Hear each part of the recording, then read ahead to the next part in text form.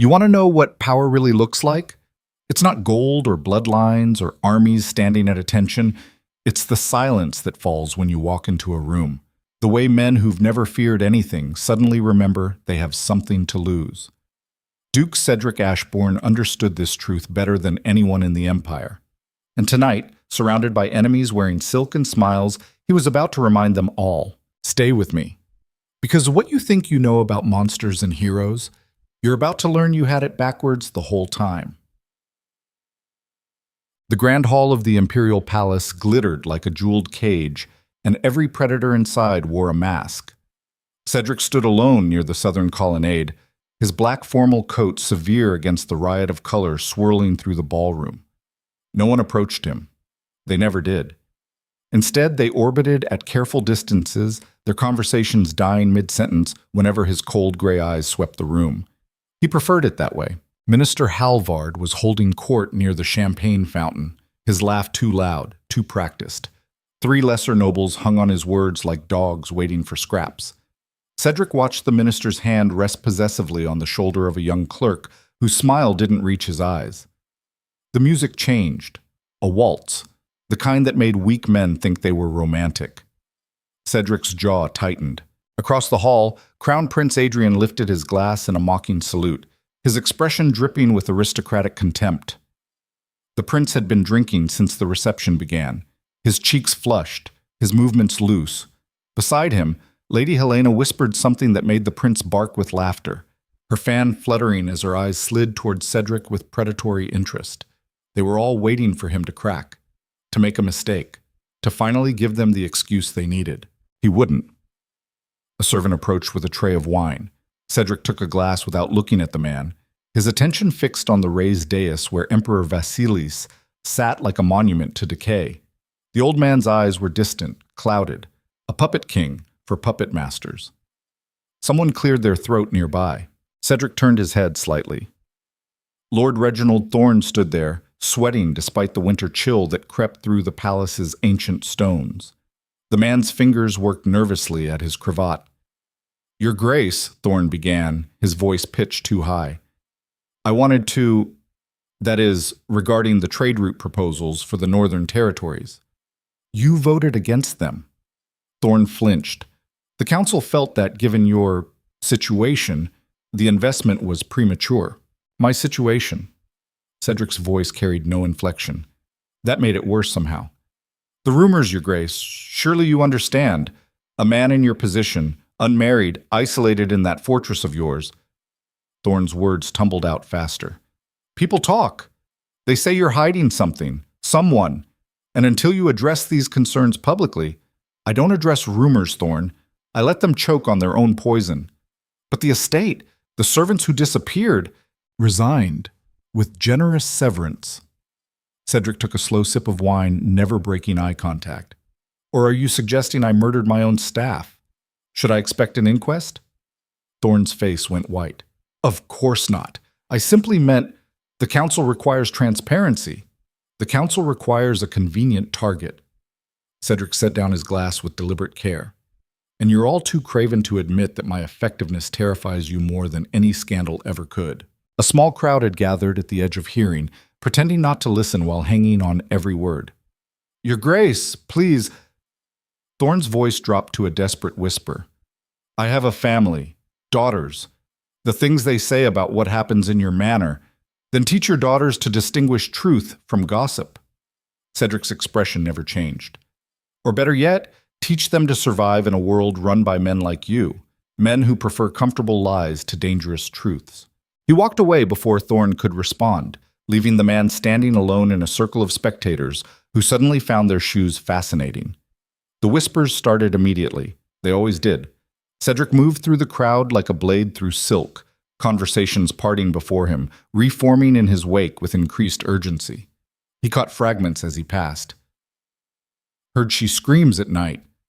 Locked in the East Wing, they say. Unnatural, keeping a woman prisoner like that. If she even exists, let them talk. Let them invent their horrors." The truth was so much worse than anything their small minds could conjure. Near the terrace doors, Minister Halvard blocked his path. The man's smile was all teeth. Ashbourne, finally gracing us with your presence. We were beginning to think you'd forgotten how to socialize. I remember plenty, Halvard, including who tried to kill the Northern trade reforms last session.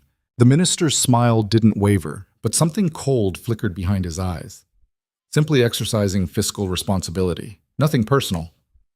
Everything's personal in this cesspit. You just prefer to pretend otherwise while you rob the treasury blind.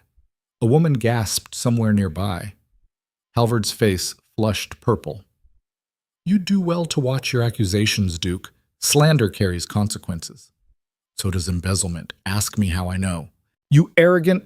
Halvard stepped closer, lowering his voice to a vicious hiss. You think hiding in your frozen wasteland makes you untouchable? You think whatever freak you're keeping locked up there protects you somehow? We know you're vulnerable, Ashbourne, and when we find proof of what you're really doing, you'll what? Cedric's voice dropped to something glacial. Expose me? Ruin me? I've already buried my reputation to protect what matters. What's your excuse for being a parasite? Halvard's hand twitched toward his ceremonial sword. Do it, Cedric thought. Give me a reason. But the minister wasn't that stupid, or that brave. He stepped back, straightening his collar with shaking hands. This isn't over. It never is with cowards. You always come back for more punishment. Cedric moved past him, out onto the terrace where the winter air hit like a slap. The Capitol spread below, a maze of lights and shadows, beauty built on bones. He gripped the stone balustrade, his knuckles white. 6 years. 6 years of this performance, this careful dance on the edge of exposure. Every public appearance a calculated risk, every conversation a potential trap, and still they circled, smelling blood. Behind him, the ballroom doors opened, light and music spilled out, then cut off as someone approached. They're going to move against you soon. Cedric didn't turn. He recognized that voice. Young, female, sharp enough to cut glass. Miss Vale. Enjoying the festivities? About as much as you are, Your Grace. Lady Rosalind Vale stepped up beside him, her dark green dress simple compared to the peacock displays inside. She kept her eyes on the city. Word is Minister Halvard's arranging a formal investigation into your northern holdings. Claims there have been irregularities with your household accounts. There haven't been. I know, I checked. She pulled a small notebook from her sleeve, flipping pages. Your books are cleaner than a monastery's, which only makes them more suspicious. Nobody's that careful unless they're hiding something. Cedric finally looked at her. Rosalind Vale, formerly of House Vale before her father's gambling debts destroyed their title. Now she scraped by writing society gossip for the capital's newspapers, though her work had more bite than most. She'd interviewed him once, 3 years ago. He'd given her nothing. She'd been trying to crack him open ever since. Why are you telling me this? Professional courtesy, you're about to become the biggest story in the empire. Thought you might appreciate a warning. She tapped her pencil against her notebook. Though I admit, I'm curious. What are you protecting up there? My privacy. Nobody sacrifices their reputation for privacy. They do it for love, fear, or guilt. Her dark eyes studied him. Which is it for you? Maybe I'm just tired of performing for jackals. Maybe. Or maybe you've got something worth dying for locked in that estate, and everyone can smell it. The music inside swelled. A new dance beginning. Cedric's expression remained carved from ice. Careful, Miss Vale. Curiosity has a body count in this city. So does silence. She closed her notebook. The servants who left your employment. I've tried tracking down 3 of them. All vanished completely. Not dead exactly, just gone. New identities, new cities, generous payouts with ironclad non-disclosure agreements. His heart rate didn't change. Years of practice. People value their privacy. Or someone's buying their silence. Rosalind turned to face him fully. What happened to them? What did they see? Nothing that concerns you. Everything concerns me. It's my job. Then find a new job. This one will kill you. She laughed, sharp and bitter. You're the 3rd person this month to threaten my life. You'll have to get in line. I'm not threatening you. I'm stating a fact. Cedric's voice dropped lower. The people who want answers about my estate aren't interested in the truth. They want a weapon, and anyone who gets too close becomes collateral damage. Sounds like you're speaking from experience. I am. Something in his tone made her pause. For just a moment, the aggressive journalist facade cracked, and he saw genuine concern underneath. "If you're in danger," she started. "I'm always in danger. So is everyone I've ever cared about." He turned back to the city. "Go home, Miss Vale. Write your gossip columns. Marry some minor noble with more money than sense. Live a long, boring, safe life." That's not living. That's hiding. Sometimes hiding is the only way to survive. The terrace doors burst open. Prince Adrian stumbled out, supported by 2 guards, his face red with drink and rage. "There you are?" The prince pointed an unsteady finger at Cedric. "The fucking ghost himself. Tell me, Ashbourne, is she pretty? Your little prisoner? Does she cry when you visit her? Does she—" The guards looked mortified. One tried to pull the prince back inside. "Your Highness, perhaps we should—" "Shut up!" Adrian shook them off, advancing on Cedric with drunken determination. "Everyone's too scared to ask. But I'm the crown prince. I can say what I want. So tell us, Duke, what's the secret? What are you hiding that's worth becoming a pariah?" Cedric stood absolutely still. His hands remained at his sides, relaxed, ready. "You're drunk, Adrian. Go sleep it off." "Don't you dare dismiss me!" The prince's voice cracked. "You think you're better than us? Smarter? You're nothing. A fucking hermit playing at power. At least I have the guts to— To what? Publicly humiliate yourself? Congratulations. You're succeeding brilliantly." Adrian's face twisted. He reached for Cedric's collar, but the Duke caught his wrist mid-grab, his grip iron. "Don't," Cedric said quietly. Something in his eyes made the prince freeze. The guards moved forward, but Rosalind stepped between them, her hands raised. "Your Highness, you'll regret this tomorrow. Let's get you inside before what? Before everyone sees the truth? That the great Duke Ashbourne is just a coward hiding behind walls?" Adrian tried to pull free, failed. "Release me." "Gladly." Cedric let go. The prince stumbled backward, nearly falling. More people had gathered at the terrace doors now, watching, always watching. Adrian straightened his jacket with shaking hands. "You'll pay for that. Add it to my tab." The prince stormed inside, his guards trailing helplessly. The crowd dispersed, their whispers following them like smoke. Rosalind exhaled slowly. "You know he's going to make this worse." "He always does." "Is that why you don't defend yourself? Because it wouldn't matter anyway?" Cedric looked at her for a long moment. "The truth wouldn't set me free, Miss Vale.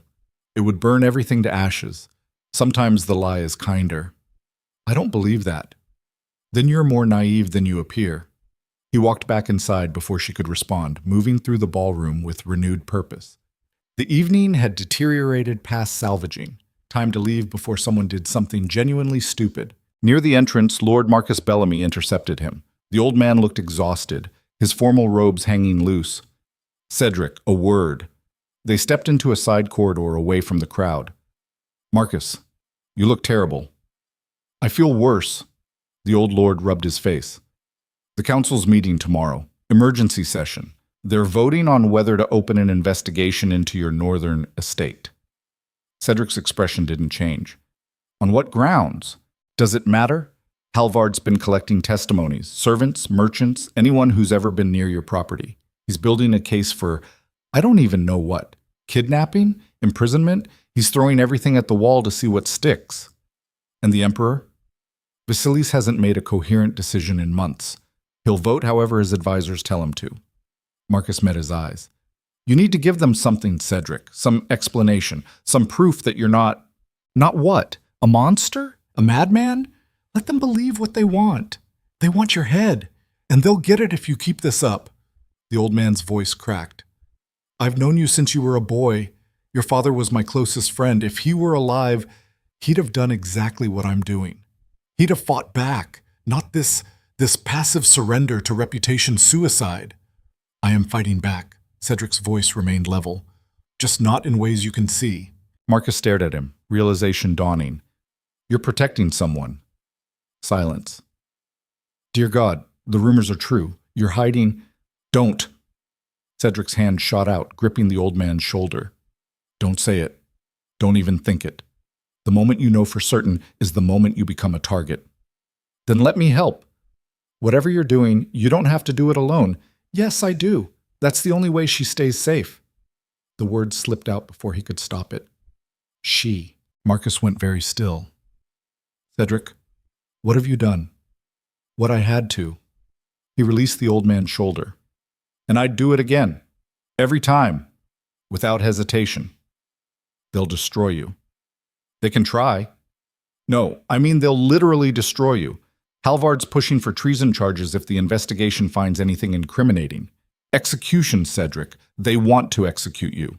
The Duke straightened his jacket. Then I suppose I shouldn't let them find anything. He walked away, leaving Marcus standing alone in the corridor, looking every one of his 70 years. The entrance hall was blessedly empty. Cedric retrieved his cloak from an attendant who couldn't meet his eyes, then stepped out into the winter night.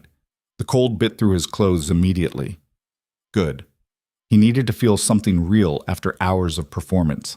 His carriage waited at the end of the palace drive, black horses stamping in the frost. The driver, Thomas, nodded as Cedric approached. Rough night, Your Grace? They're all rough. Fair enough. Cedric climbed inside, sinking into the leather seats as the carriage lurched forward. The palace lights receded behind them, and he finally allowed himself to close his eyes. 6 years. 6 years of isolation, suspicion, reputation destroyed one calculated decision at a time. All to keep one promise. All to protect one person who'd already lost everything. Was it worth it? He opened his eyes, watching the capital blur past the window. Somewhere in this city, in the shadows between street lamps, were the people who'd burned Evelyn's family alive, who'd slaughtered her parents, her siblings, everyone she'd ever loved, and they still wanted her dead. So yes, it was worth it. Every rumor, every threat, every lonely year locked in his northern fortress, because the alternative was letting her die. The carriage hit a pothole, jolting him. Outside, the streets grew narrower, darker. This route took them through the merchant district, usually bustling but now shuttered tight against the winter. Thomas called down from the driver's seat. Your Grace, we've got company. Cedric sat up, peering through the window. 3 riders had fallen in behind them, their faces hidden by scarves. How long? Since we left the palace. Thought they might peel off, but they're persistent. Are we armed? Always. Good. The riders closed the distance. One pulled alongside, gesturing for them to stop. Cedric knocked twice on the roof. Thomas understood. The carriage accelerated. Immediately, the riders gave chase. Cedric heard shouts, the crack of a pistol. The window behind him shattered, glass exploding inward. He dropped low, drawing the knife hidden in his boot. Cavalry sword would have been better, but the palace didn't allow weapons at formal events. Idiotic rule. Another shot. This one sparked off the carriage's ironwork. Thomas was swearing steadily now, whipping the horses faster. They careened around a corner, 2 wheels lifting off the ground before crashing back down. One of the riders drew level with Cedric's door. The man reached for the handle. Cedric kicked the door open with both feet. It slammed into the rider, knocking him from his horse. The man hit the cobblestones hard, screaming, 2 left. The carriage burst into a wider street. Ahead, Cedric saw light. The main thoroughfare, still patrolled by city guards. The remaining riders realized they were running out of darkness. One fired a final shot that punched through the carriage roof, then both peeled away, vanishing into an alley. Thomas slowed the horses as they reached the illuminated street. Several guards looked up, hands moving to weapons. Cedric composed himself, straightening his cloak and brushing glass from his coat. By the time a young officer approached, he looked merely inconvenienced rather than hunted. Your Grace, we heard shots. Highway thieves, they fled north. You might want to patrol that area more thoroughly. The officer nodded, already turning to shout orders. Cedric pulled the carriage door closed, ignoring the bullet holes. Thomas glanced back through the partition. That's the 3rd attack this month. 5th. You missed 2. Christ. Your Grace, we need more guards. Better routes. Maybe avoid public appearances altogether. No. But if I hide completely, they win. The moment I stop showing my face is the moment they know I'm vulnerable. Cedric settled back into his seat. Let them try. Every failed attempt makes them more desperate, more likely to make mistakes, or more likely to succeed. Then I'll die knowing I didn't make it easy for them. Thomas shook his head, but said nothing more. The carriage rolled on through the capital's streets, passing grand houses where warm light spilled from windows, where families gathered for dinner, where people lived normal lives unburdened by secrets that could topple empires. Cedric didn't envy them. He envied no one. The Ashbourne estate came into view as dawn approached, a massive structure of gray stone and iron gates, gardens buried under snow, every window dark except one. The east wing, third floor. Always that same window. Evelyn. The carriage stopped at the main entrance. Thomas opened the door, his expression grim. She'll want to know about the attack. She always does. Cedric climbed the stairs to the entrance, each step heavy. The door opened before he reached it. Gerard, his steward, stood waiting with that peculiar mix of relief and concern that defined everyone who worked here. Your Grace. Thank God. We heard rumors from the palace. Later, Cedric handed over his cloak. Is she awake? Has been all night, pacing. Of course she had been. He took the stairs 2 at a time, moving through darkened corridors with practiced ease. The house was silent except for the tick of clocks and the whisper of his footsteps on carpet. Outside Evelyn's rooms, he paused, composed himself, knocked twice. Come in, come. Her voice, still strong after all these years, still carrying that edge of steel that had kept her alive when everyone else in her family died. He opened the door. The room was elegant but not ornate. Books stacked everywhere, papers scattered across the writing desk, a fire burning low in the hearth. And standing by the window, silhouetted against the rising sun, was Evelyn Marrow. She looked like a ghost. Pale skin, dark hair, wearing a simple nightdress. But her eyes were sharp as she turned to him, taking in his appearance with a glance. You're bleeding. Cedric touched his temple. His fingers came away red. He hadn't even noticed. Glass, it's nothing. Sit. Evelyn, sit down, Cedric. He obeyed, sinking into the chair by her desk while she retrieved a basin and cloth. Her hands were gentle as she cleaned the cut, but her expression was furious. They attacked you. They tried. How many? 3. One's probably dead or badly injured. The others escaped. Her jaw tightened. This is getting worse. It's always been bad. Not like this. Not 5 attacks in a month. They're escalating. She met his eyes. They know something. They know nothing. They're desperate. Desperate people make mistakes. Or desperate people finally get lucky. She dabbed at the wound more forcefully than necessary. You should stop attending those functions. Stop giving them opportunities. We've discussed this. And I'm discussing it again. Her voice rose. You're going to get yourself killed. And for what? To maintain appearances? To pretend you're not sacrificing everything to keep me hidden here like some shameful secret? You're not a secret. You're a survivor. I'm a coward. She threw the cloth into the basin. I should leave. Just walk out that door and disappear. Find some remote village where they'd find you in a week. Cedric caught her wrist gently. Evelyn, look at me. She did, her eyes bright with unshed tears. You're alive, he said quietly. That's all that matters. Everything else, the rumors, the attacks, the politics, none of it matters if you're alive. But your life is mine to spend how I choose. And I choose this. Why? Her voice cracked. Why do you keep doing this? 6 years, Cedric. 6 years of isolation and danger and being treated like a monster. Why? He released her wrist, looking away. Because I made a promise. To who? My father's dead. Everyone's dead except me. To myself. He stood, moving to the window. The night I found you in the remains of your estate, covered in ash and blood, barely conscious. I made a promise that no one would ever hurt you again, that I'd keep you safe no matter what it cost. That's not a promise, that's a prison sentence. Maybe, but it's mine. Silence settled between them. Outside, the sun climbed higher, painting the snow gold. Finally, Evelyn spoke. There was a journalist at the palace tonight, Lady Rosalind Vale. Cedric went very still. How do you know that? Gerard told me.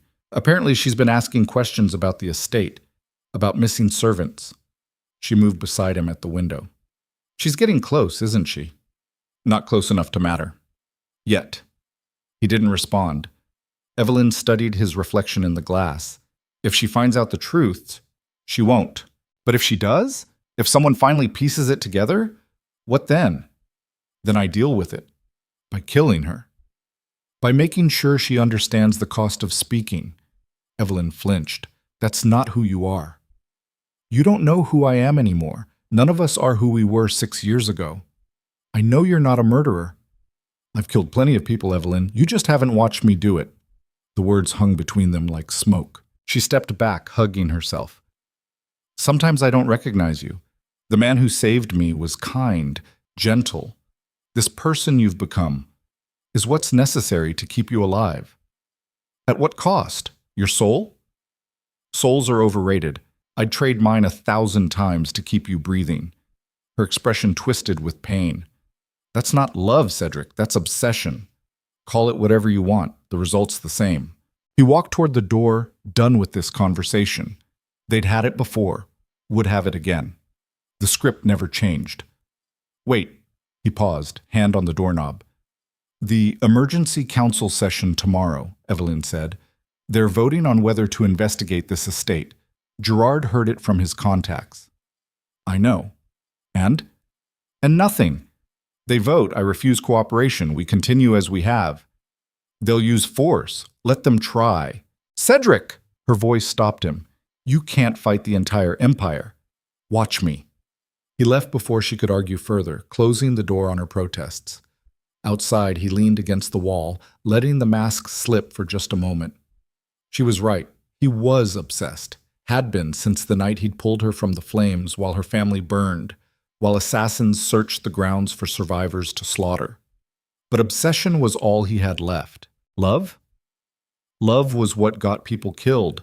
Love was weakness, vulnerability, a blade pressed against your throat by everyone who wanted to see you bleed.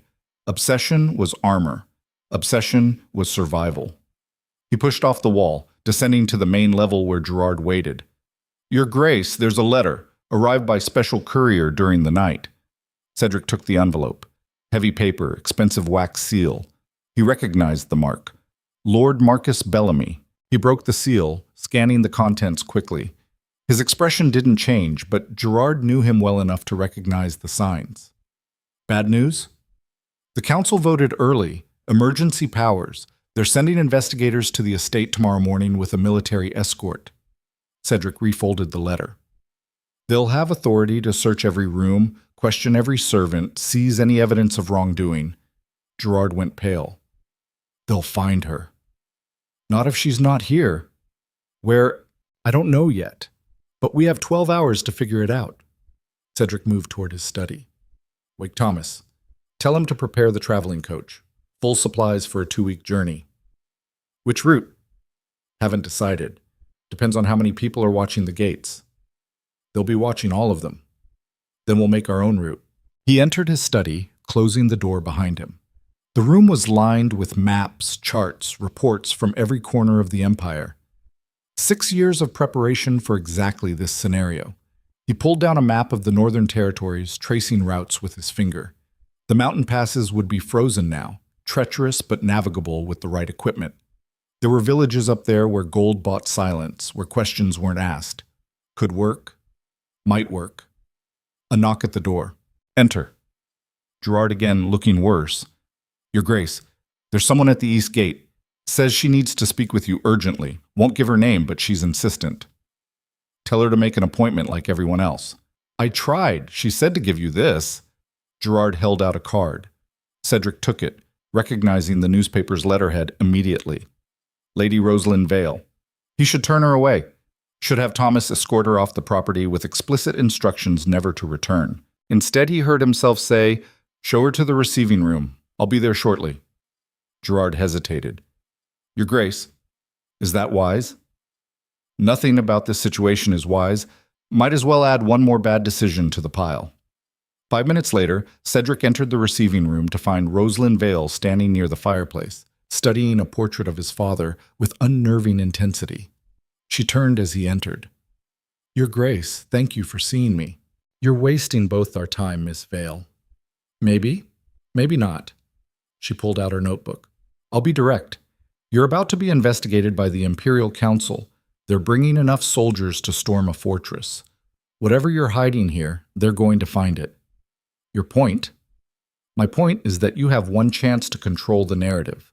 One chance to tell your side before they bury you in accusations. She met his eyes. Talk to me. Let me write the real story. And if there is no story, then you're a fool for sacrificing everything for nothing. She flipped pages. I've tracked down 8 former servants from this estate. 8 people who left with enough money to disappear permanently. That's not normal severance, Your Grace. That's buying silence. Or rewarding loyalty. You don't reward loyalty by making people vanish. You reward it by giving them pensions and references. She stepped closer. What did they see? What's in this house that's worth bankrupting yourself to hide? Cedric's expression remained neutral. You're fishing. I'm investigating. There's a difference. Not from where I'm standing. Rosalind closed her notebook with a snap. Fine. Don't tell me. But when those soldiers break down your door tomorrow morning, when they drag you through the Capitol in chains, when whatever secret you're protecting gets exposed in the cruelest way possible, remember that I offered you a choice. She turned to leave. Wait. She paused. Cedric stood silent for a long moment, weighing options that all led to disaster. Finally, he spoke. If I were hiding something, hypothetically, what would you do with that information? Rosalind turned back slowly. Depends what it is. And if exposing it would get people killed, then I'd have to decide whether the truth is worth the cost. Easy words when it's not your blood on the line. I never said it was easy. She met his gaze steadily. But secrets have a way of destroying everything eventually. At least the truth gives people a chance to survive the blast. Or it ensures there's nothing left to survive. They stared at each other across the room, 2 people dancing around a truth neither could quite speak. Finally, Rosalind broke the silence. I won't print anything without your permission. That's my promise. But if you're in danger, if someone's being hurt, no one's being hurt. Not in the way you're imagining. Then what way? Cedric turned toward the window, watching dawn paint the gardens. There are worse prisons than locked rooms, Miss Vale. Sometimes the cruelest cage is the one that protects you from a world that wants you dead. Behind him, he heard her sharp intake of breath. Someone's trying to kill them, whoever you're hiding. That's why all the secrecy, the vanished servants, everything. He didn't confirm or deny. Dear God, Rosalind whispered. Who are they? Cedric faced her again. Someone who deserves to live. That's all you need to know. It's not enough. If the council will find nothing tomorrow, because by dawn, this estate will be empty except for staff. You're running. I'm adapting. They'll hunt you. They've been hunting me for 6 years. I'm still here. Rosalind's expression shifted from shock to something like awe. You're actually going to fight the entire empire for this person. Not for them. Because of them. Cedric moved toward the door. Now leave, Miss Vale, before you become complicit in whatever crimes I'm about to commit. Wait, let me help. I have contacts, resources. You have a death wish. The people after me don't care about journalism or truth or anything noble. They care about silencing witnesses. He opened the door. Go home. Write your gossip. Forget you were ever here. I can't do that. You can. And you will. Because I'm giving you something rare in this city. A chance to survive. He held the door, waiting. Rosalind stood frozen, clearly torn. Then slowly, reluctantly, she walked past him into the hall. At the entrance, she turned back one last time. Whatever you're protecting, I hope it's worth it. It is. How can you be sure? Cedric's expression softened just slightly. Because I've seen the alternative, and I'd rather die than watch it happen again. She left without another word. Gerard appeared the moment the door closed. The coach is ready, Your Grace. Thomas has mapped 3 escape routes. Do we wait for nightfall? No, we leave within the hour. The longer we wait, the more likely someone notices. Cedric headed for the stairs. I'll get Eveline. You finish preparations. The staff? Send them away. Full pay through the end of the year. Tell them the estate's closing temporarily. They'll talk. Let them. Servants always gossip. At least this way they won't get caught in the crossfire. He took the stairs quickly, mind already racing through contingencies. North through the mountains, probably. Dangerous but empty. They could lose pursuit in the passes, emerge somewhere along the coast where ships departed daily for... His thoughts froze. Ahead, at the end of the hall, Eveline's door stood open. The room beyond was dark. Too dark. Cedric ran. He burst through the doorway, scanning the space with trained efficiency. Empty bed, cold fireplace. No signs of struggle, but on the desk, weighed down by a book, was a piece of paper. He recognized her handwriting immediately. Cedric, I'm done being protected. Done hiding while you sacrifice everything. By the time you read this, I'll be gone. Don't look for me. Don't try to save me. I've spent 6 years as your secret prisoner. Time to be someone's nightmare instead. Thank you for everything. I'm sorry it wasn't enough. E. The paper crumpled in his fist. No. No! Gerard appeared behind him. Your Grace, what's... He saw Cedric's expression, saw the empty room. Oh, God. When? Cedric's voice came out strangled. When did she leave? I don't know. I haven't checked on her since... Find Thomas. Check the grounds. Search every building. Cedric was already moving, grabbing his coat from the floor. She can't have gone far, E. Your Grace, the council... Fuck the council. The words echoed through the empty halls. Find her. Now. He ran. Down the stairs, through corridors, out into the dawn cold. The gardens were empty. The gates locked from inside. Which meant she'd gone through the walls, through the old servant passages that Gerard thought he'd sealed years ago. Clever girl. Stupid, suicidal, clever girl. Cedric stood in the snow, his breath coming in clouds, his mind racing. She was out there, somewhere in the capital, alone, unprotected. And the people who'd burned her family alive were still watching, still waiting. He'd promised to keep her safe, and he'd failed. The sunrise painted everything gold, beautiful, and terrible, while somewhere in that vast city full of predators and lies, Evelyn Marrow walked straight into the jaws of death, thinking she was being brave. The capital swallowed a people whole. That was its specialty. 1 million souls packed into stone streets and shadow alleys, each one carrying secrets they'd kill to protect. Finding one woman in that chaos should have been impossible. Cedric had 6 hours before the council's soldiers arrived. 6 hours to find Evelyn before she walked into a trap that had been waiting 6 years to close. He wasn't panicking. Panic was weakness, and weakness got people killed. But his hand shook as he saddled his horse. Thomas appeared in the stable doorway, his face grim. We checked the entire grounds. She's gone. Took nothing but the clothes on her back and whatever coin she had hidden. How long? Best guess? 3, maybe 4 hours. Could have left right after you went to the palace. Cedric's jaw clenched. She'd planned this. Waited until he was gone, until the house was distracted. Smart. Suicidal. But smart. Gerard came running across the courtyard, waving a paper. Your Grace! One of the kitchen staff saw something. A woman matching her description hired a carriage near the east wall around midnight. Gave the driver an address in the merchant quarter. Which address? Gerard hesitated. The old Marrow estate. Every muscle in Cedric's body went rigid. No. She wouldn't. The Marrow estate had been abandoned since the fire. 6 years of rot and ruin, nothing left but charred timber and ghosts. Why would she... Unless she was looking for something. Evidence. Proof. Something her father might have hidden before they killed him. Cedric swung onto his horse. Thomas, with me. Gerard, if the council arrives before I return, tell them I'm inspecting the northern properties. Give them nothing. But Your Grace, if they search, they'll find an empty house. That's all. He kicked his horse forward. And Gerard, if anyone asks about the woman, you've never seen her. Understood? Gerard nodded, fear and loyalty warring on his face. Cedric rode. The city was waking up, vendors opening shutters, workers trudging to factories, normal people living normal lives. He envied them with a savageness that surprised him. Thomas kept pace beside him, his horse's hooves striking sparks on cobblestone. The merchant quarter was on the opposite side of the capital, a 40-minute ride if they pushed hard. They pushed. Past the banking district where men in expensive coats pretended their money was earned honestly. Through the artisan lanes where glass blowers and silversmiths crafted beauty for people who'd never appreciate it.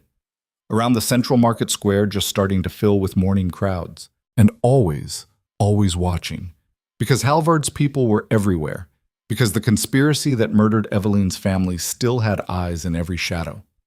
Thomas pulled alongside. Your Grace, if she's been gone 4 hours, she's alive. She has to be. But if they found her, they haven't. He said it with certainty he didn't feel. If they'd found her, we'd know. There'd be soldiers, announcements, a public execution to send a message. Unless they took her quietly. Unless they're using her as bait.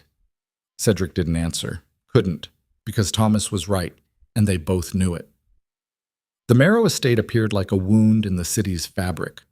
Once it had been magnificent, 3 stories of imported marble, gardens that rivaled the palace. Now it was a blackened skeleton, windows empty as eye sockets, walls streaked with soot. No one went near it. Locals claimed it was cursed, haunted by the family that died screaming inside. They weren't entirely wrong. Cedric dismounted, scanning the street. Empty. Too empty. The kind of silence that meant people were hiding, watching. There. Thomas pointed to fresh tracks in the ash leading to the main entrance. Small feet, woman's boots. Evelyn. Cedric drew the pistol hidden under his coat. Thomas did the same. They approached the entrance carefully, every sense screaming danger. The door hung crooked on broken hinges. Beyond it, darkness and the smell of old smoke. Cedric went in first. The entrance hall was worse than he remembered. Ceiling collapsed, rubble everywhere, walls painted with soot and rain damage. 6 years of weather had finished what the fire started. His boots crunched on broken glass. Somewhere deeper in the house, water dripped with metronomic persistence. Evelyn! His voice echoed through dead rooms. Nothing. They moved through the ground floor methodically. Parlor destroyed. Dining room gutted. Library where Evelyn's father kept his collection. Nothing left but ash and the ghost shapes of shelves on smoke-stained walls. Upstairs. The staircase groaned under their weight, threatening to collapse. Cedric tested each step before trusting it. Behind him, Thomas breathed in shallow gasps, gun raised, eyes everywhere at once. The second floor was marginally better. Some rooms still had furniture, water damaged but intact. Family portraits hanging crooked on walls, faces painted over with soot. Cedric recognized them. Lord Marcus Marrow with his stern expression. Lady Helena holding baby Evelyn, pride and love radiating from the canvas despite the damage. The older children, 2 boys, 1 girl, standing formal in their finest clothes. All dead now. All burned or butchered the night the conspiracy decided they knew too much. A sound, faint, like someone crying. Cedric moved toward it, every muscle coiled. The sound came from the master bedroom at the end of the hall. The door was closed. He pressed his ear against it. Definitely crying, soft, broken. The sound of grief too large for one person to contain. He opened the door slowly. Evelyn knelt in the center of the room, surrounded by burned furniture and water-stained walls. In her hands, she clutched something small. A child's toy maybe, or a piece of jewelry. Her shoulders shook with silent sobs. She didn't look up when he entered. Evelyn. She kept crying. Cedric holstered his pistol, crossing the room in 3 strides. He knelt beside her, not touching, just present. I found it, she whispered. Under the floorboards where Father used to hide his important papers. He told me once, when I was small, said if anything ever happened, I should look there. What did you find? She held up a leather journal, water-damaged but readable. His investigation. Everything he discovered about the council's embezzlement, the assassinations, the whole conspiracy. Names, dates, proof. Her voice cracked. He knew they were going to kill him. He knew, and he documented it all anyway because he thought someone would care. Someone would bring them to justice. She looked at Cedric finally, her face ravaged by tears and rage. But nobody cared. Nobody came. They murdered my entire family, and the empire just moved on like we never existed. Cedric reached for her shoulder, but she jerked away. Don't. Don't comfort me. Don't tell me it'll be okay. She stood abruptly, clutching the journal like a weapon. 6 years I hid in your fortress, while the people who killed my family walked free. 6 years of being your guilty secret while they celebrated their victory. You were safe. I was dead. Just breathing, but dead. She threw the journal at his chest. He caught it reflexively. You want to protect me? Give me that. Give me the evidence father died collecting. Let me finish what he started. Cedric stood slowly, the journal heavy in his hands. If you go public with this, they'll kill you. Good. At least I'll die fighting instead of cowering. That's not bravery, that's suicide. Then call me suicidal. She advanced on him, fury incarnate. Call me crazy, stupid, whatever you want, but I'm done hiding, done letting you sacrifice everything while I sit in my pretty prison pretending I'm not a coward. You're alive. That's not cowardice. It's not living either. The words hung between them like a chasm. Evelyn's expression crumpled. I'm 24 years old, Cedric. I should be dancing at balls, falling in love, making mistakes. Instead, I'm a ghost haunting your estate, terrified of windows and strangers and my own shadow. Her voice dropped to a whisper. You saved my life that night, and I'm grateful. But you can't keep saving me forever. At some point, I have to save myself. Cedric's hands tightened on the journal. And if saving yourself means dying, then I die free. Footsteps echoed from downstairs. Multiple sets moving with military precision. Thomas appeared in the doorway, his face pale. Company. At least a dozen armed men surrounding the building. Halvard's people? Worse. Royal Guard. Full military escort, which meant the council had moved faster than expected, which meant someone had followed them here, or someone had known exactly where they'd go. Cedric's mind raced. The kitchen staff who saw Evelyn leave, had Gerard verified their loyalty? Or had Halvard's people planted someone inside his household weeks ago, waiting for exactly this moment? Didn't matter now. He grabbed Evelyn's arm. Is there another way out? She nodded. Servant stairs in the back. They lead to the alley. Thomas, lead. Cedric pulled Evelyn toward the door. Keep your head down and stay quiet. They ran. Down the hallway, through a door so warped by heat it barely opened. Behind it, narrow stairs descending into darkness. Voices shouted below. Orders being given, positions called out. They were already inside. Cedric reversed direction, pulling them back up. Thomas took point, gun raised, moving with the efficiency of a man who'd fought in worse situations. The third floor was barely standing. Ceiling beams exposed, floor treacherous with rot. There. Evelyn pointed to a window overlooking the rear courtyard.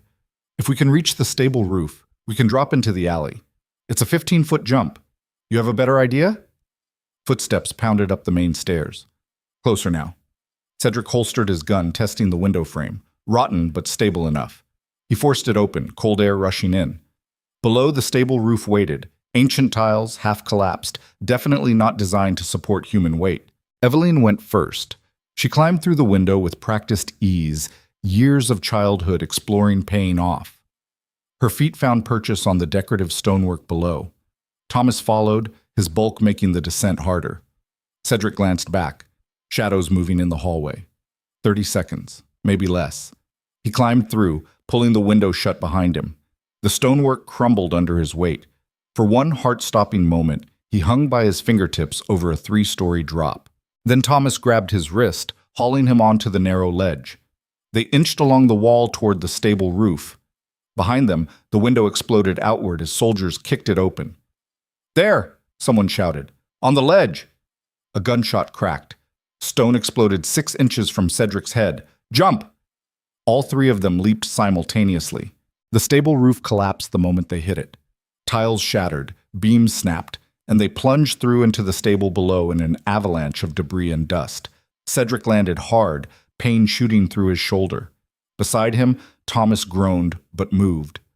Evelyn had rolled with the fall, already on her feet despite a cut above her eye. The alley. She pointed to a gap in the ruined wall. They ran again, out into the alley, narrow and reeking of garbage. Behind them, soldiers poured into the stable, shouting coordinates. Thomas led them through a maze of back streets, his knowledge of the capital's underbelly proving invaluable. They ducked through courtyards, vaulted walls, disappeared into crowds just forming for market day. Finally, breathless and bleeding, they collapsed in a recessed doorway 6 blocks from the Marrow estate. Cedric's lungs burned, his shoulder throbbed where he'd hit the stable floor. But they were alive. For now. Thomas peered around the corner. We need to get off the streets. They'll have patrols everywhere within the hour. Where? Evelyn's voice came between gasps. Where can we go that they won't look? Cedric's mind worked through options, discarding each one. His estate was compromised. Hotels would check papers. Inns would report suspicious guests for reward money. Nobles' houses were out. Too many loyalties to the crown. Which left exactly one option. He stood, wincing at the pain. I know a place. Dock. The Red Compass occupied a corner of the dock district where even city guards walked in pairs. 3 stories of weathered timber and questionable legality, it catered to sailors, smugglers, and anyone else whose business required discretion. Cedric had used it twice before, years ago, when moving Evelyn between safe houses. The owner asked no questions as long as gold crossed her palm. They entered through the kitchen door. The cook barely glanced up from his pots, just jerked his thumb toward the stairs. 2nd floor, room 7. She's waiting. They climbed narrow stairs reeking of old beer and older regrets. Room 7's door opened before Cedric could knock.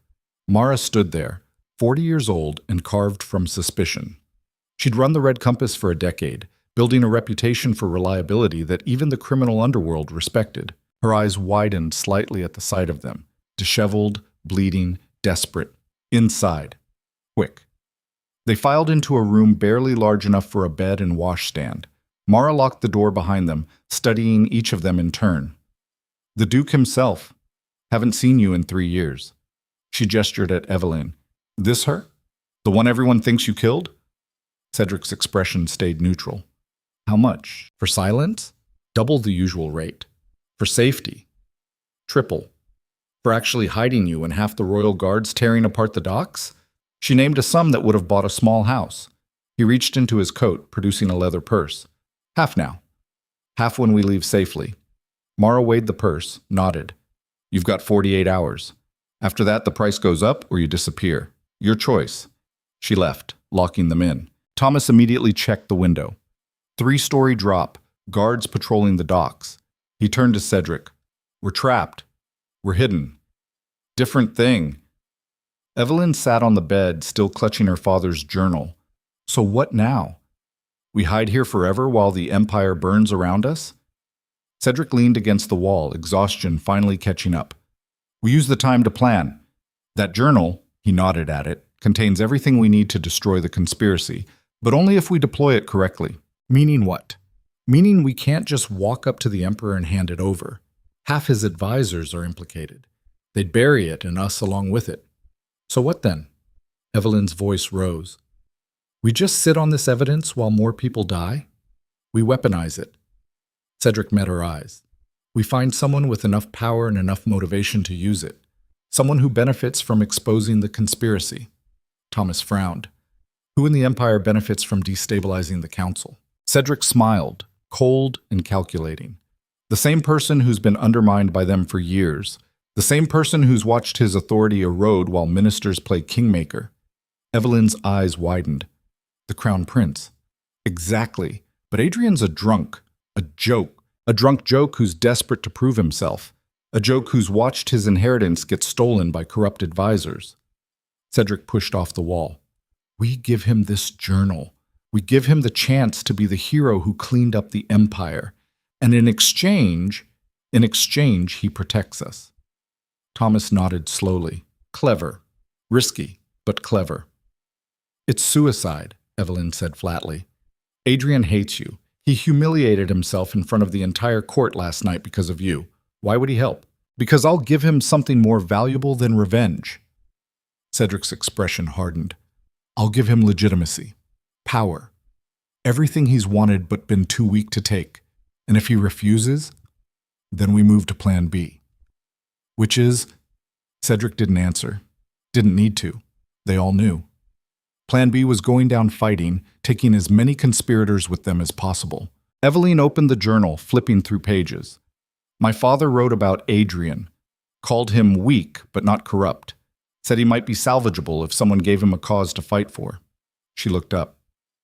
Maybe this is that cause. Maybe. Cedric moved to the window, watching dock workers load ships.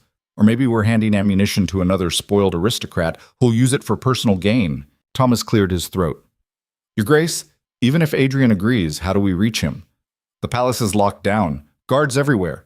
We don't go to the palace. Cedric turned from the window. We make him come to us. How? We give him something he can't resist. Information about his enemies, proof of plots against him. We make him believe his life depends on meeting us. Eveline stood, understanding dawning. My father's journal doesn't just implicate council members. It shows who's planning to replace Adrian as heir, who's been poisoning the emperor against him. Cedric nodded. We send him that information, not the full journal, just enough to terrify him. Then we offer the rest in person. It might work, Thomas said slowly. Adrian's paranoid enough, he'd jump at intel like that. But we need a messenger. Eveline paced the small room. Someone he'd trust. Someone who isn't obviously connected to us. They fell silent, thinking. Then Cedric smiled. I know exactly who. Inte. 2 hours later, a young boy knocked on the door of Prince Adrian's private chambers. The guard almost turned him away, but the boy held up a sealed envelope marked with the royal crest. For His Highness. Urgent. Personal. The guard took it, intending to screen it first, but the boy spoke again. The lady said to tell you, check the seal carefully, Your Highness. It belongs to someone who died 6 years ago. The guard frowned, but something in the message made him deliver it immediately. Prince Adrian was nursing a hangover and a damaged ego when the letter arrived. He almost threw it away unread. Then he saw the seal. House Marrow. Impossible. The Marrows were dead. Everyone knew that. Burned alive in their estate. No survivors.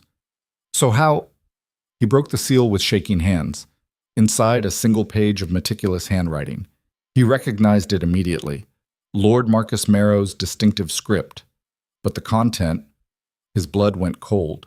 The letter detailed a conspiracy within the royal council, named 3 ministers working to have Adrian declared mentally unfit, showed financial records of payments to physicians willing to testify to his instability, listed dates for a formal petition to the emperor requesting his removal from succession. Everything documented, everything provable. And at the bottom, a single line. This is a fraction of what we know. If you want the rest, come alone to the Red Compass tonight, midnight. Don't bring guards. Don't tell anyone. Your life depends on discretion. Adrian read it 3 times. This was insane. Obviously a trap. Someone trying to lure him into an ambush. But what if it wasn't? What if someone really had discovered a plot against him? What if this evidence was real? He looked at the seal again. House Marrow. Dead 6 years. Unless they weren't all dead. Unless someone had survived. He thought about the rumors surrounding Duke Ashbourne. The mysterious woman in his northern estate, the servants who vanished after seeing something they shouldn't. What if? No. That was impossible. But the evidence in his hands wasn't impossible. It was concrete, real, terrifying. He made his decision. Midnight found Prince Adrian walking alone through the dock district, hood pulled low, sword hidden under his cloak. Stupid, reckless, exactly the kind of behavior his advisors warned against. But he was tired of being managed, tired of being the weak prince everyone mocked. The Red Compass appeared out of fog and lamplight. He entered through the main door, drawing stares from patrons who recognized quality clothes even under a hood. A woman intercepted him. Mara, you're expected. 3rd floor. Last room on the left. She studied him. You tell anyone you came here? No. Good. Try to keep it that way. He climbed stairs that creaked under his boots. The 3rd floor hallway was empty, lit by a single oil lamp. The last door opened as he approached. Duke Cedric Ashbourne stood there, looking like he'd survived a war. Cuts on his face, clothes torn, but eyes still cold and calculating. Your Highness, thank you for coming. Adrian's hand moved to his sword. Where's your prisoner? She's not a prisoner. A woman stepped into view behind Cedric, young, pale, with dark hair and eyes that held too much pain. And I have a name. Adrian stared. Then he saw her face clearly. The resemblance was unmistakable. Same bone structure as the Marrow family portraits. Same fierce intelligence in her expression. You're dead, he whispered. Not yet. Eveline held up the journal. But I will be soon unless you help us. All of us. She gestured at Cedric.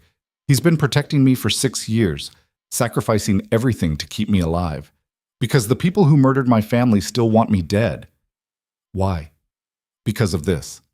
She tossed the journal to him. Adrian caught it, opened it, started reading. His face went progressively paler with each page. Dear God.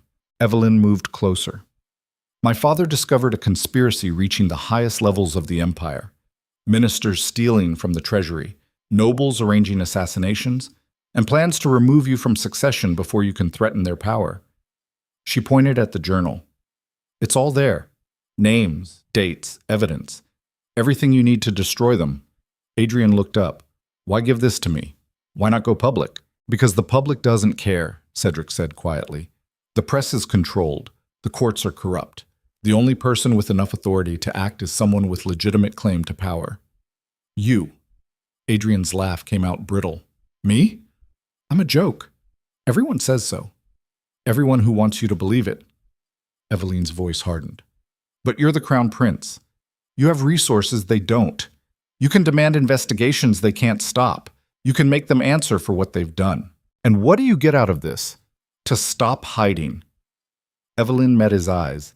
To finally expose the people who murdered my family. To watch them burn the way they burned us. Adrian looked between them. Between the journal in his hands and the two people who just handed him either salvation or the most elaborate trap in history. If I do this, if I use this evidence, they'll come after me with everything. They already are, Cedric said. That letter we sent? That's just the beginning. They're planning to move against you within the month. You have one chance to strike first, to seize control of the narrative before they destroy you. Adrian's hands trembled on the journal. And if I fail, then we all die.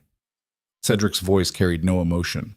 But at least we die fighting instead of waiting for the knife. Silence stretched.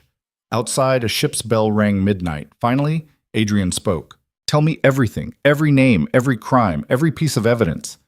She handed him more pages from inside her coat. Financial records, assassination orders, testimony from witnesses father managed to interview before they killed him.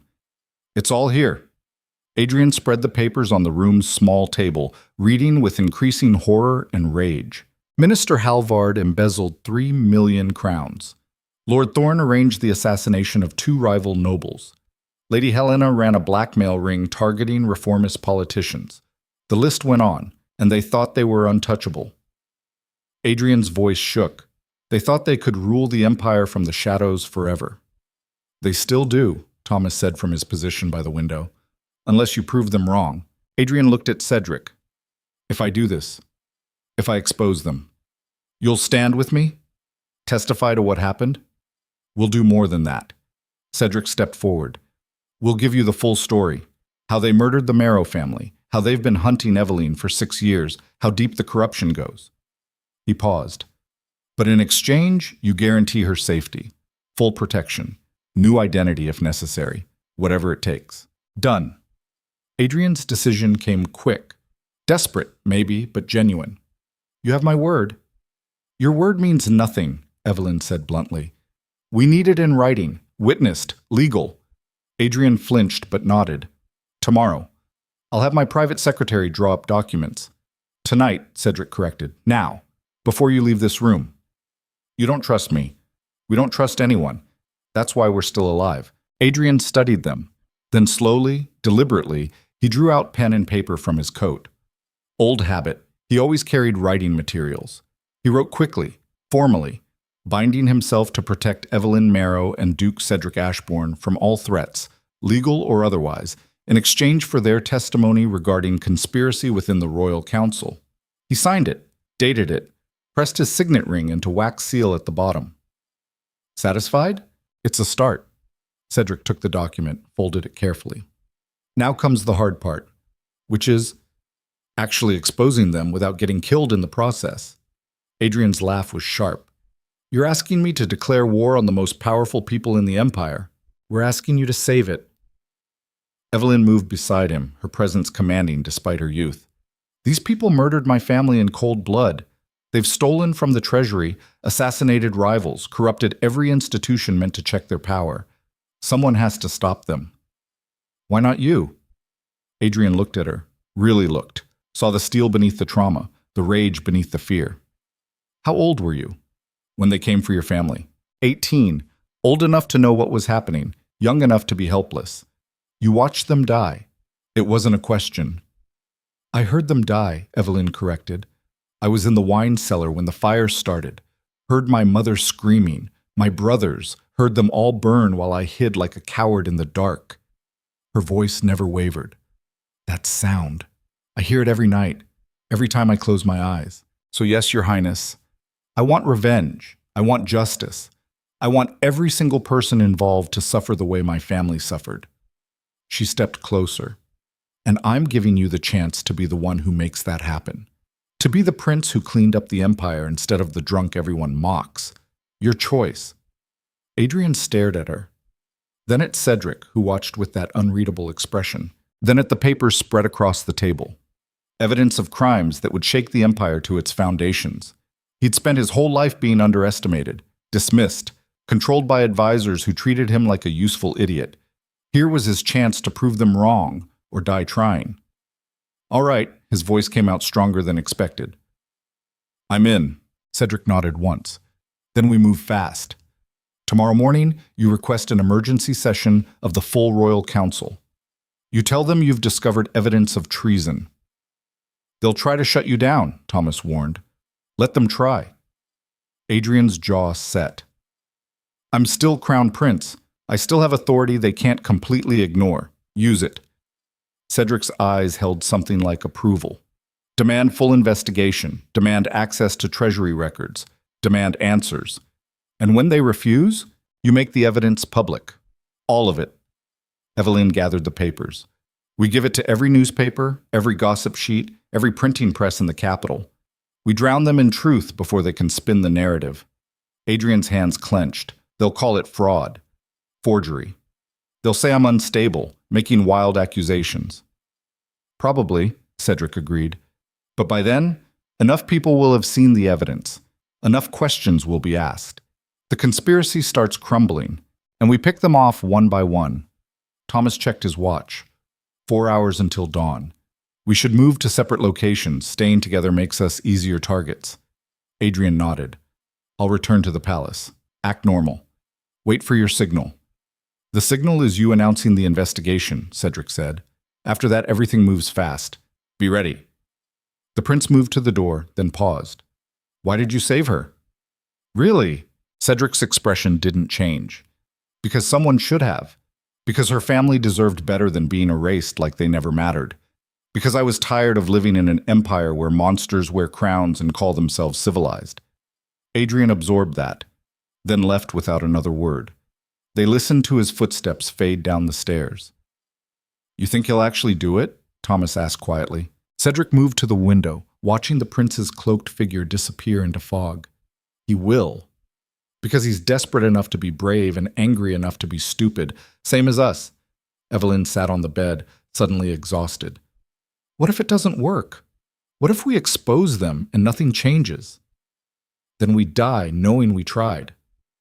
Cedric turned from the window. But at least we die standing. The night stretched ahead of them, heavy with possibility and dread.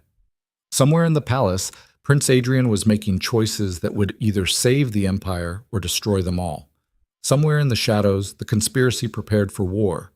And in a small room above a dock district tavern, 3 people waited for dawn and whatever fresh hell it would bring. Evelyn looked at the journal in her hands, her father's legacy, 6 years of hiding, the weight of murdered family. Tomorrow, she whispered. Tomorrow we end this. Cedric said nothing, because tomorrow, one way or another, everything burned, and he'd been carrying matches for 6 years, just waiting for the perfect moment to strike. That moment was finally here. Dawn came like a blade, cold, unforgiving, the kind of morning that promised blood before nightfall. Cedric hadn't slept. Neither had Evelyn or Thomas. They'd spent the night planning contingencies, mapping escape routes, preparing for the moment Prince Adrian either saved them or sold them out. The signal was supposed to come at noon, an emergency council session. Adrian standing before the most powerful people in the empire and demanding answers. The signal came at dawn instead, not from Adrian, from the royal guard battering down the door of the Red Compass. Cedric was on his feet before the first blow landed, pistol drawn, mind racing through impossible options. The window, 3 stories, guards below. The hallway, blocked. The walls, solid timber. No way out. Thomas moved to the door, bracing it with his body. "Your Grace, the back stairs are already covered." Cedric could hear boots on every level, dozens of them. This wasn't a patrol. This was an execution squad. Eveline stood frozen, her father's journal clutched against her chest. He told them. Adrian told them where we were. We don't know that. What else could it be? The door splintered. Thomas fired twice through the wood. Someone screamed outside. Then answering gunfire tore through the door, punching holes the size of fists. Thomas dropped, blood spreading across his shoulder. "Down!" Cedric pulled Eveline behind the bed as more shots ripped through the room. The mattress absorbed bullets meant for their heads. In the brief silence while soldiers reloaded, Cedric assessed. Thomas alive but wounded. No exit, maybe 30 seconds before they breached completely. He'd survived worse odds. Barely. The door exploded inward.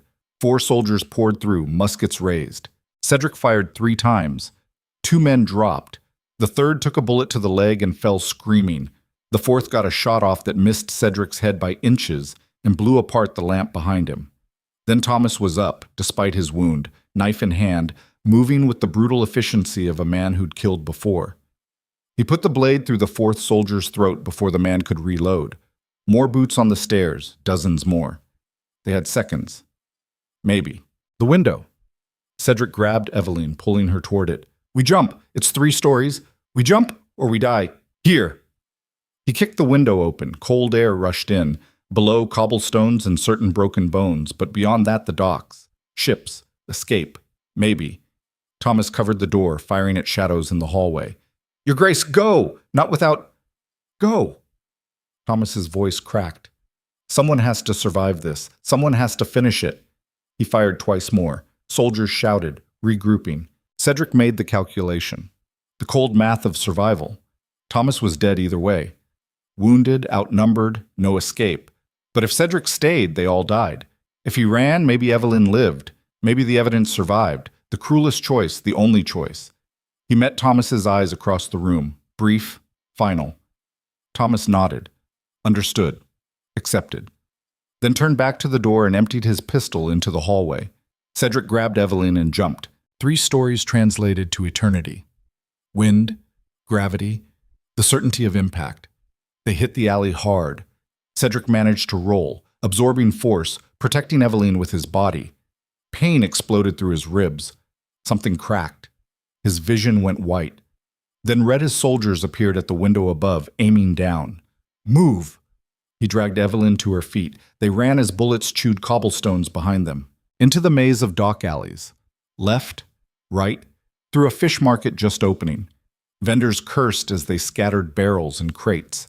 Behind them, soldiers followed, relentless. Eveline stumbled. Cedric caught her, kept moving. His ribs screamed.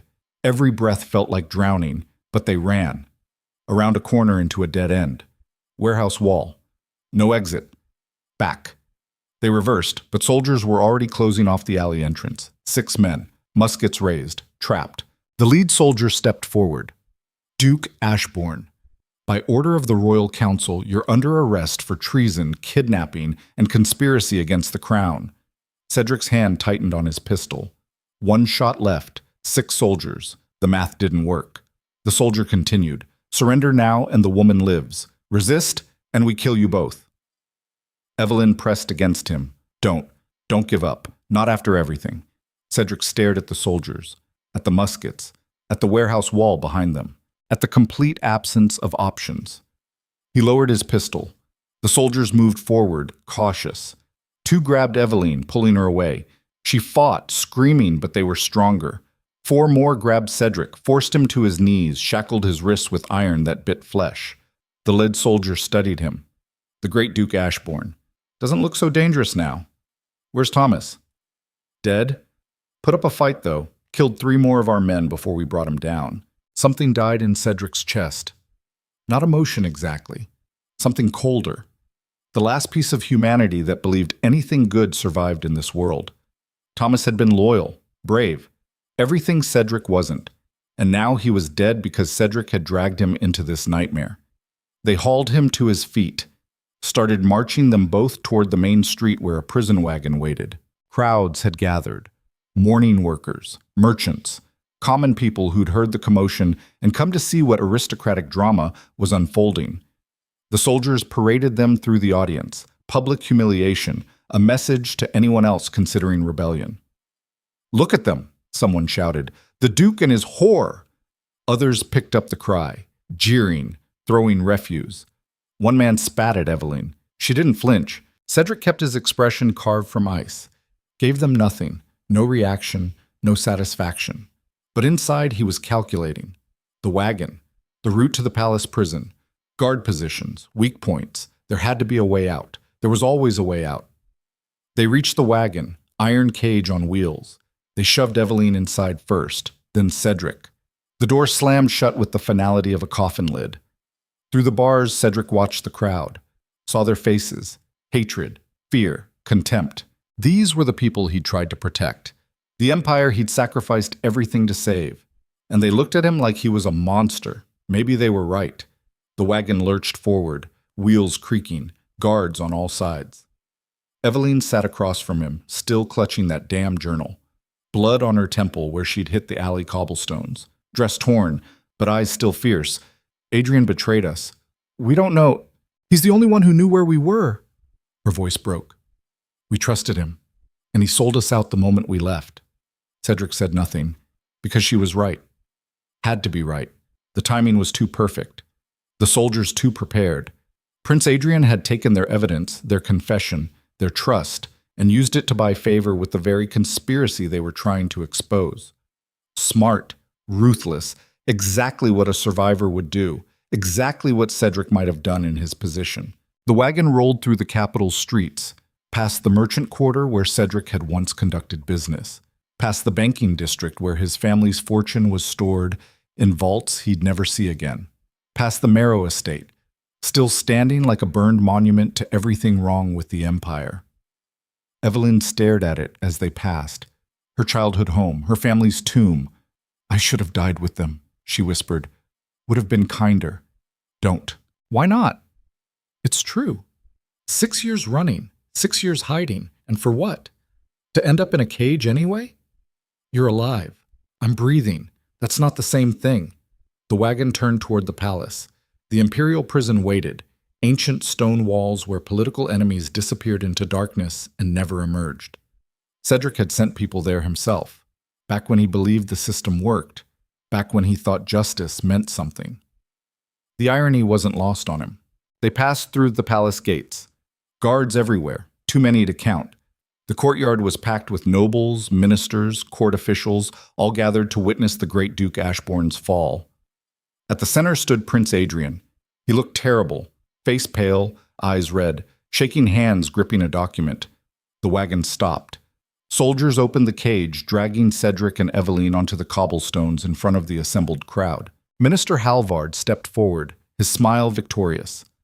"Duke Cedric Ashbourne, you are hereby charged with treason, kidnapping, conspiracy, and crimes against the Empire.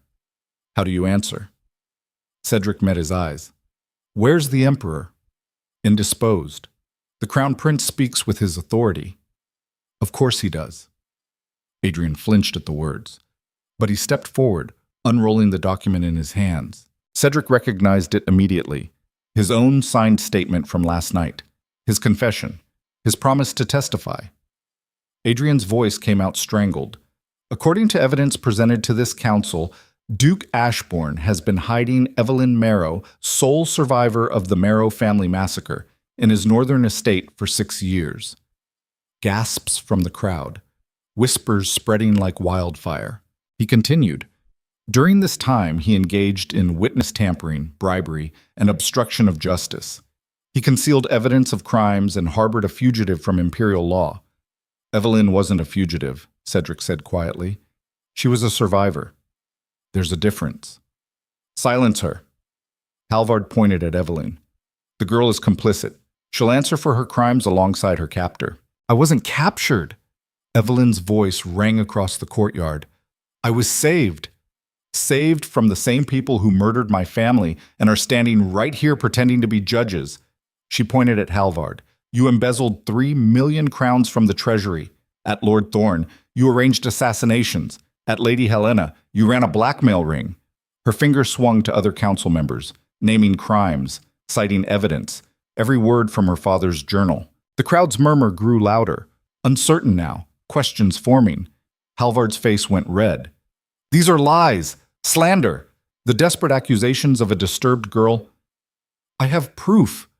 Evelyn held up the journal. My father documented everything, names, dates, financial records. The journal was ripped from her hands by a soldier. Halvard took it, studied it briefly, then threw it to the ground. Forged, obviously. Fabricated by the Duke to cover his own crimes. Let them read it. Let everyone see. There's nothing to see. Halvard's voice carried across the courtyard. Nothing but the fevered imaginings of a man who kidnapped a young girl and kept her prisoner for years. I wasn't a prisoner. Then why didn't you leave? Halvard turned to the crowd. 6 years. 6 years she could have walked out that door. But she stayed. Why? Because the Duke controlled her, manipulated her, made her dependent on him. He gestured at Cedric. This man is dangerous, a predator who hides behind nobility and honor while destroying lives. The crowd's mood shifted, turning, belief crystallizing around the simplest narrative, the one that required no complicated conspiracy, just one evil man and his victim.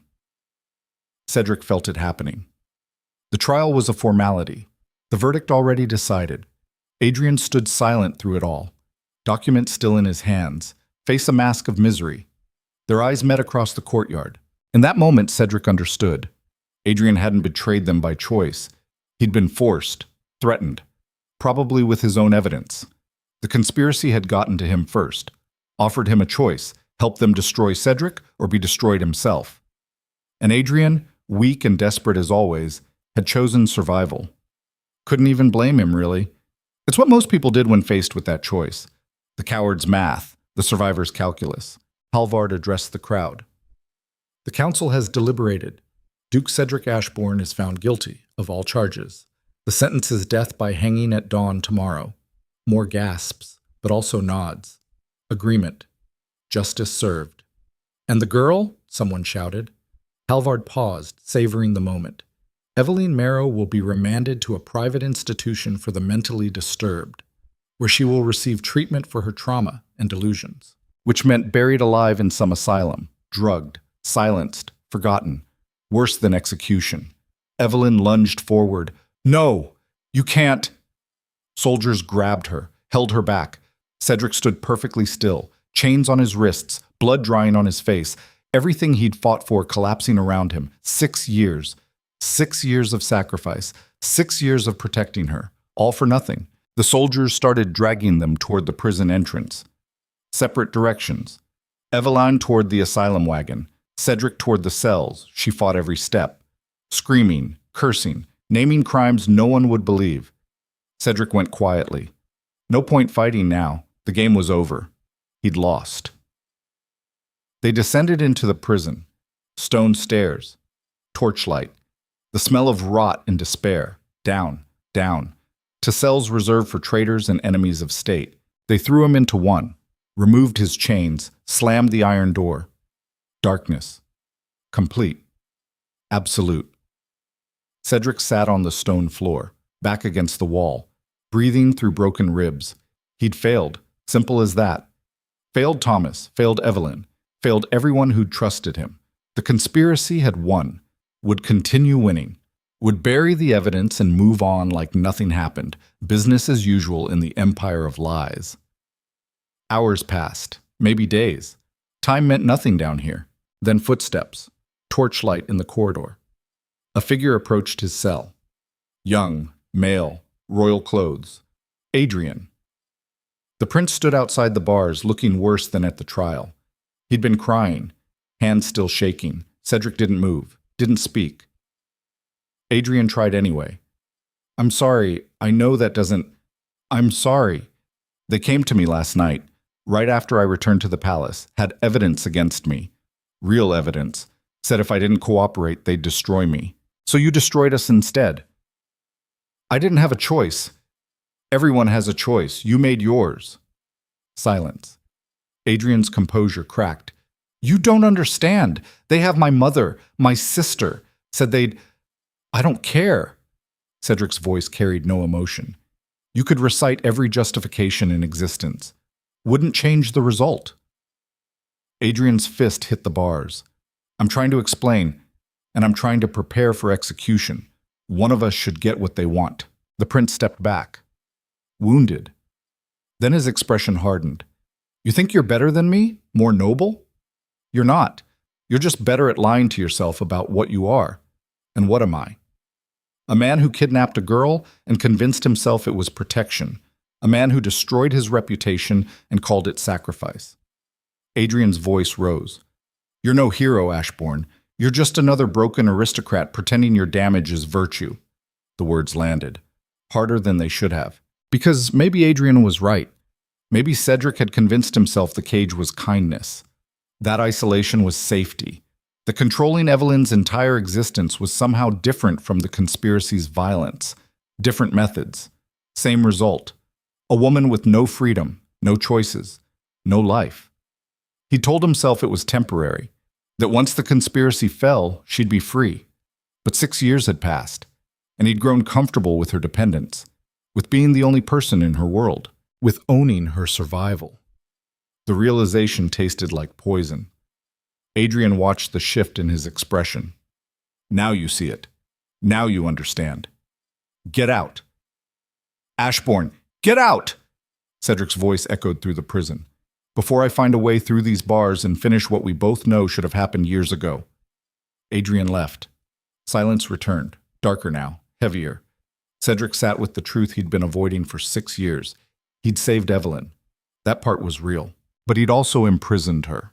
Not with chains, with protection, with necessity, with the constant threat of death if she ever left his control. How was that different from what Halvar did to the Empire? Control through threat. Dominance disguised as duty. The answer was simple. It wasn't different.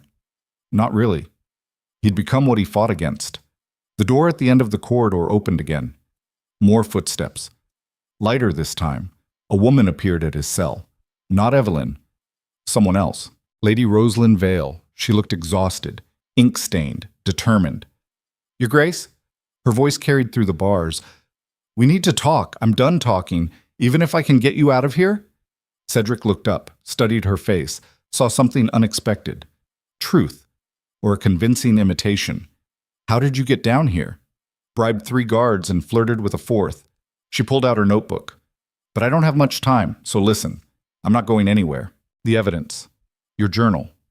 Halvard threw it away, but I retrieved it, made copies, distributed them to every newspaper in the capital. Cedric went very still. You what? By morning, everyone will know. The embezzlement, the assassinations, all of it. Rosalind's smile was sharp. Halvard can bury you, Duke, but he can't bury the truth once it's in print. They'll call it lies, forgery. Some will, but enough won't. Enough people will ask questions, demand investigations. The conspiracy can't silence everyone. She leaned closer. They're already scrambling. Halvard's burning documents. Thorns fled the capital. Lady Helena's barricaded in her estate. It's working. The exposure. Just like you planned. Cedric absorbed this. Felt something like hope. Dangerous. Painful. Probably fatal. And Evelyn? That's why I'm here. Rosalind's expression turned grim. They're moving her tonight. To an asylum 3 days north. Once she's there, she disappears forever. Can you stop it? Me? No. But you can. I'm locked in a cell awaiting execution. Not if you're not here when they come for you. She produced a key. Held it up. Bribed guard number 4. Gave me this. You have maybe 20 minutes before anyone notices. Cedric stared at the key. At the cell door. At the impossible chance she was offering. Why are you doing this? Because I'm tired of watching good people die while monsters win. Rosalind unlocked the cell. And because someone needs to get that girl somewhere safe, somewhere the conspiracy can't reach. She swung the door open. So move, Your Grace. time's bleeding out. Cedric stood, ribs protesting, body exhausted, but moving. Where do I go? There's a service exit in the north tower. Less guarded. I've arranged a horse at the base. Head west out of the city. There's a safe house 2 hours outside the capital. Address is here. She handed him a paper. And after that? After that, you disappear. Take Evelyn somewhere far away. Different names, different lives. She met his eyes. You can't save the Empire, Duke, but you can save her. What about you? I'll handle the fallout. Keep printing the truth until they silence me or believe me. Either way, I'll have done my job. They'll kill you for this. Probably. Her smile turned sad. But at least it'll be for something real, not just gossip and society scandals. She gestured toward the corridor. Now go, before my conscience catches up with my stupidity. Cedric moved, every step agony, but moving. At the corridor entrance, he paused. Thank you. Don't thank me. Just make sure she survives. That's payment enough. He left. Up the stairs, through passages Rosalind had mapped, avoiding guards she'd bribed or distracted. The North Tower exit appeared, unguarded as promised. Beyond it, night, freedom, escape, or another trap. Cedric had stopped trusting good fortune years ago, but he had no choice. He stepped through the door. Outside, a horse waited, saddled, ready, and beside it, a figure in a hooded cloak. The figure turned, Evelyn. Somehow, impossibly, she was here, free, alive. How? Rosalind. Evelyn's voice shook. She bribed the asylum guards, got me out before they left the city. She moved closer. I thought you were dead. Thought they'd killed you already. Not yet. Cedric moved to the horse. But soon, if we don't move. He mounted, pulled her up behind him. She wrapped arms around his waist, holding tight. Where are we going? Anywhere but here. He kicked the horse forward. They galloped through darkened streets, out toward the city gates. Behind them, alarm bells started ringing. Prison break discovered. Guards would be coming. Soldiers, hunters. They had maybe an hour head start. Maybe. The city gates appeared, still open. Night merchants coming and going. They rode through without stopping. Into darkness beyond the capital, into whatever wilderness waited. Behind them, the empire burned with revelation. Evidence spreading. Accusations flying. The conspiracy tearing itself apart. But ahead was only uncertainty. No plan. No destination. Just flight. Evelyn pressed her face against his back. Where do we go now? I don't know. Do we have any allies left? I don't know. Are we going to survive this? Cedric didn't answer. Because he didn't know. Couldn't know. They'd exposed the truth. Started something that might change the empire. Or might just get them both killed. The horse ran, through night, through forest, through cold that bit exposed skin. And for the first time in 6 years, Cedric had no control, no plan, no certainty. Just a woman behind him who he'd tried to protect by caging. Just evidence scattered across the capital that might save or doom them. Just the certain knowledge that everything he'd built was collapsing. And in that collapse, in that absolute loss of control, he finally understood.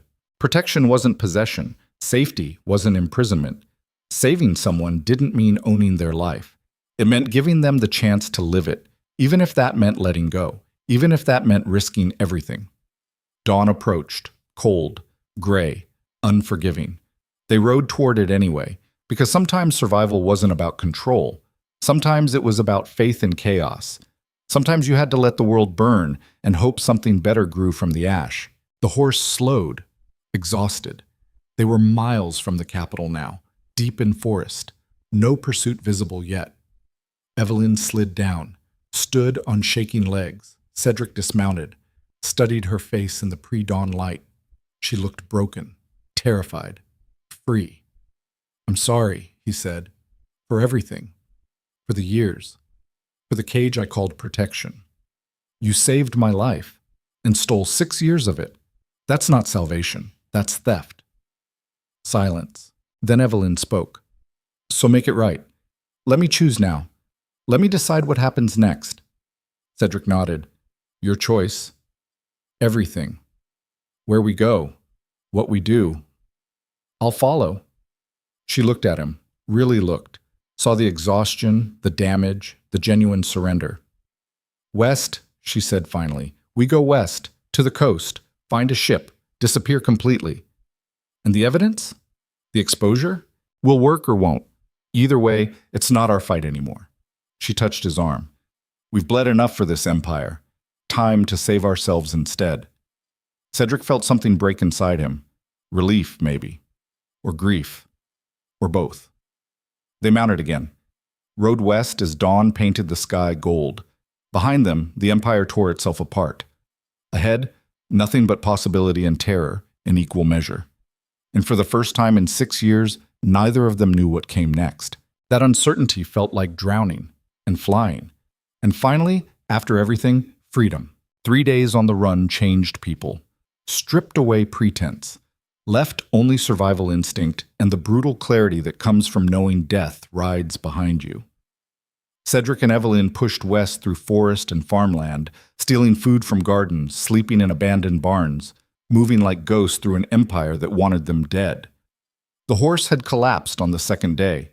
They'd walked since then, feet bleeding, bodies breaking down, but still moving, because stopping meant capture. Capture meant execution, and Cedric had promises to keep. The coastal town of Harwick appeared through morning fog on the 4th day. Small, unremarkable. The kind of place where ships departed for foreign ports and captains didn't ask questions if gold crossed their palms. Evelyn limped beside him, her face gaunt. "We need food, real food, and clean water." "I know. And medicine. Your ribs will heal or won't." Cedric scanned the town's perimeter. "Guards? Don't see any. But that doesn't mean they're not watching." They moved carefully through back streets toward the harbor. Early morning, fishermen preparing boats, merchants opening shops, normal people living normal lives while the capital burned with revolution miles behind them. The harbor spread before them, dozens of ships, fishing vessels, trade ships, one massive frigate flying foreign colors, that one. Evelyn pointed to a mid-sized merchant vessel. "The Serpent's Mercy. Father used to do business with the captain. Man named Greaves. If he's still alive, he might help. And if he's not, we find another ship, another captain. Keep trying until something works." They approached the dock where the Serpent's Mercy was moored. Crew loading cargo. A man shouting orders from the deck. Tall, weathered, 50 years of ocean written on his face. "Captain Greaves." Evelyn's voice carried relief. The captain looked up, squinted. Then his expression shifted from confusion to shock. "Dear God, little Evelyn Marrow?" He descended the gangplank in 3 strides. "We thought you were dead. Everyone said—" "I know what they said." She moved forward. "We need passage, anywhere, tonight if possible." Greaves looked between them, saw the desperation, the damage, the way Cedric's hand never left the pistol hidden under his coat. "You're running. From half the empire. And you want me to harbor fugitives? Risk my ship, my crew, my livelihood?" "Yes." Evelyn met his eyes. "I'm asking, not as a stranger, as Marcus Marrow's daughter. You owed him once. I'm collecting." Greaves's jaw worked. "Lord Marrow saved my life in the war. Took a bullet meant for me." He turned to his crew. "Get them below deck, now, before harbor patrol makes their rounds." 2 sailors hurried them onto the ship and down into cargo hold. Darkness. The smell of salt and timber. Crates stacked to the ceiling. They collapsed against the wall. Finally, still. Finally, hidden. Evelyn's hand found Cedric's in the dark. "We might actually survive this." "Don't. Don't hope yet. Hope gets you killed." "You don't believe that. I've believed it for 6 years, kept me alive, kept you miserable. Same thing in this empire." Footsteps on the deck above. Voices. Then Captain Greaves descended into the hold carrying bread, dried meat, and a flask of water. "Eat. Quick. We sail in 2 hours once the cargo's loaded." "Where to?" Cedric asked. "Valtheria. 3 weeks across the eastern sea. Foreign crown. No extradition treaties with the empire. They'll still hunt us. Let them try." Greaves handed over the food. "Ocean's big. Easy to disappear if you know how." He studied them in the dim light. What did you do? To warrant this kind of chase, expose the truth. Cedric bit into bread that tasted like salvation. Turns out the Empire prefers lies. Don't they all? Greaves moved toward the stairs. Stay quiet. Stay hidden. I'll come get you once we're clear of Imperial waters. He left them in darkness. They ate in silence. Food restoring strength. Water clearing heads. The first real rest in days. Eveline leaned against Cedric's shoulder. When we reach Valtheria, what then?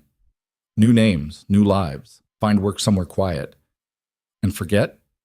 Forget the conspiracy, the murders, everything? Not forget. Cedric's voice carried weight. But let others fight now. We've bled enough, have we? She pulled away slightly. My family's still dead. The people who killed them are still free. Is that justice? Justice is a luxury. Survival is necessity. That's coward talk. That's survivor talk. There's a difference. She started to respond, but footsteps thundered above, shouting. The ship lurched. Then Greaves's voice, loud and angry. I don't care what your orders are. This is a private vessel. You have no authority. A gunshot. Screaming. More shots. Cedric was on his feet instantly, pistol drawn.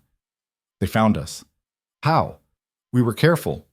Doesn't matter. He pulled Eveline toward the far corner. When they come down, stay behind me. I'm not hiding anymore. Then stay alive. Same goal, different method. The cargo hold door crashed open. Lamplight spilled down. Soldiers descended, 6 of them in Royal Guard uniforms. The lead soldier spotted them immediately. There! Don't let them escape! Cedric fired twice. One soldier dropped. Another took a bullet to the shoulder and fell screaming. Then they were on him. Fists, gun butts, too many to fight. He managed to break one man's arm before 3 more tackled him. His pistol skittered across the floor. Eveline lunged for it. A soldier grabbed her hair, yanking her back. She twisted, bit his hand hard enough to draw blood. He released her with a curse. She reached the pistol, aimed, fired. The soldier holding Cedric took the bullet in his chest. Dropped. Cedric surged up, grabbed a fallen sword, and drove it through another soldier's gut before the man could reload. 2 left, both backing toward the stairs. Realizing they were outmatched, one fired wildly. The bullet punched through a crate next to Eveline's head. She didn't flinch, just aimed carefully and shot him in the throat. The last soldier ran. Cedric caught him at the stairs, grabbed his collar, and slammed his head into the railing. Once, twice. The man went limp.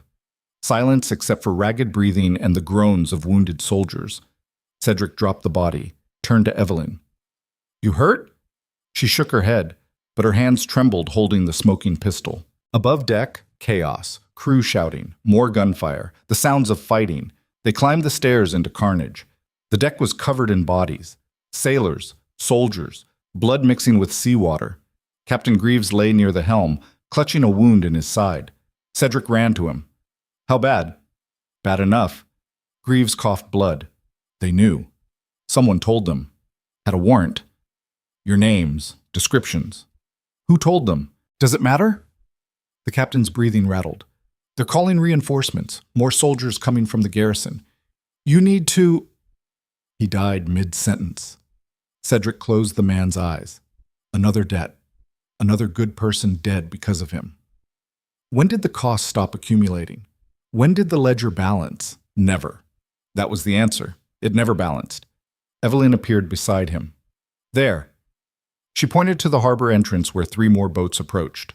Royal banners, dozens of soldiers. We're trapped. The ship. Can you sail it? Not well enough. Not against Imperial Navy. Then we fight. With what? 2 pistols and a dozen dead men's weapons against 50 trained soldiers? Cedric scanned the deck. This isn't a fight. It's suicide. I don't care. Eveline's voice went hard. I'm done running, done hiding. If they want me dead, they'll have to earn it.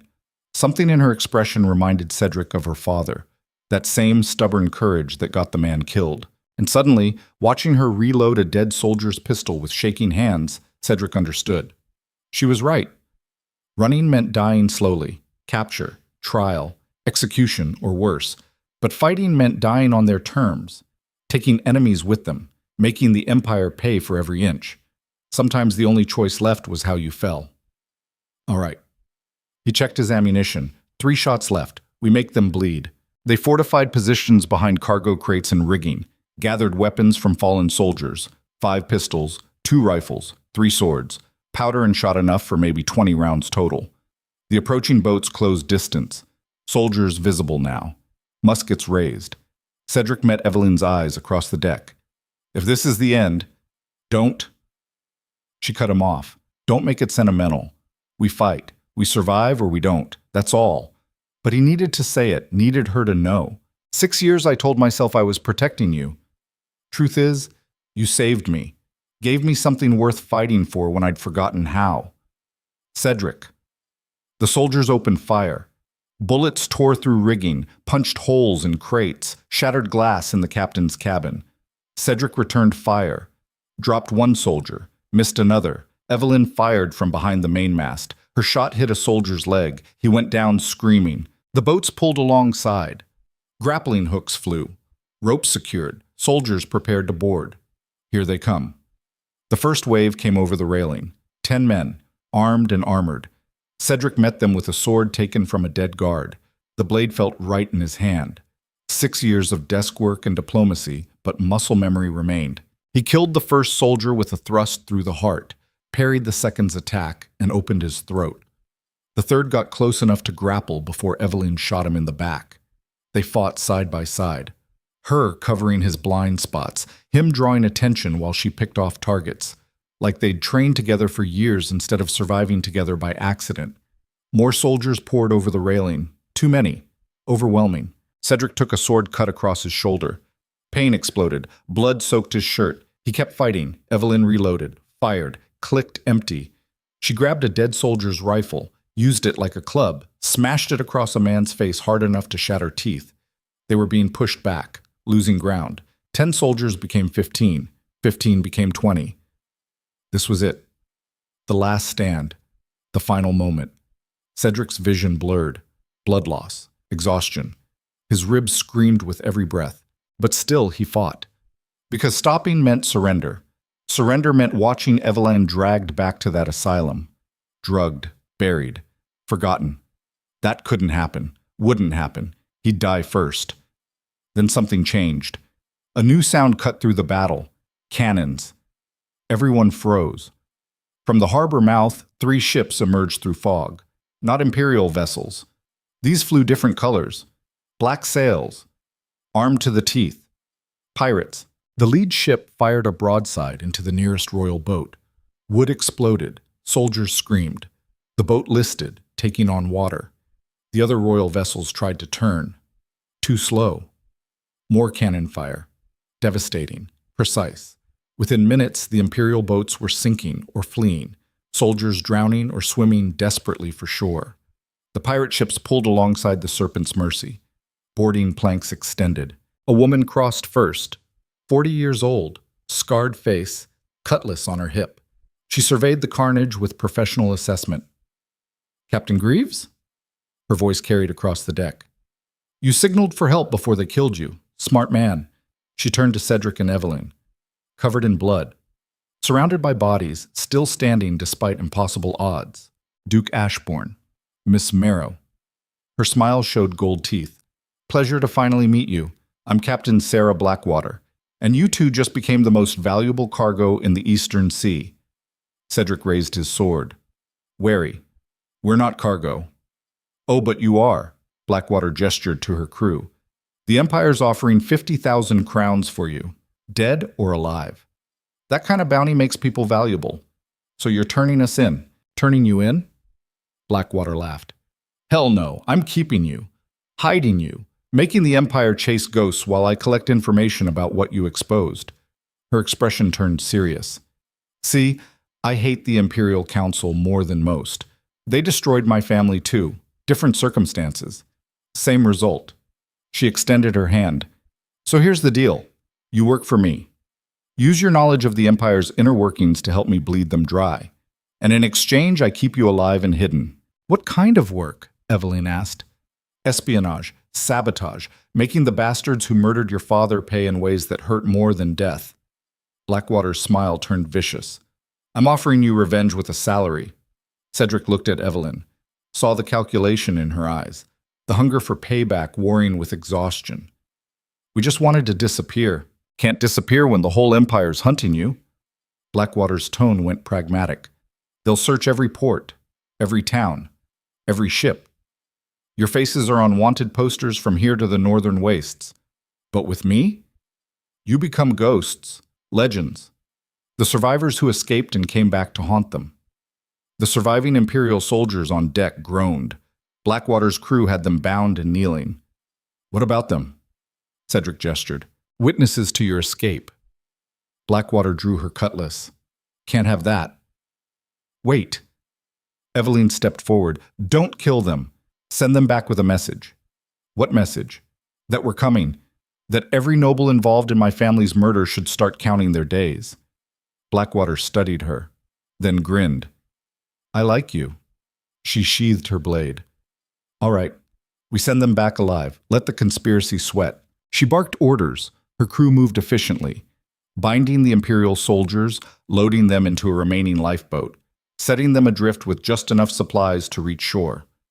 One soldier, young, terrified, looked at Cedric before being lowered away. You're making a mistake. The Empire always wins. Not always. Cedric's voice carried across the water. Sometimes the monsters get tired of hiding. Sometimes they come home. The lifeboat drifted toward shore, carrying news that would spread like wildfire.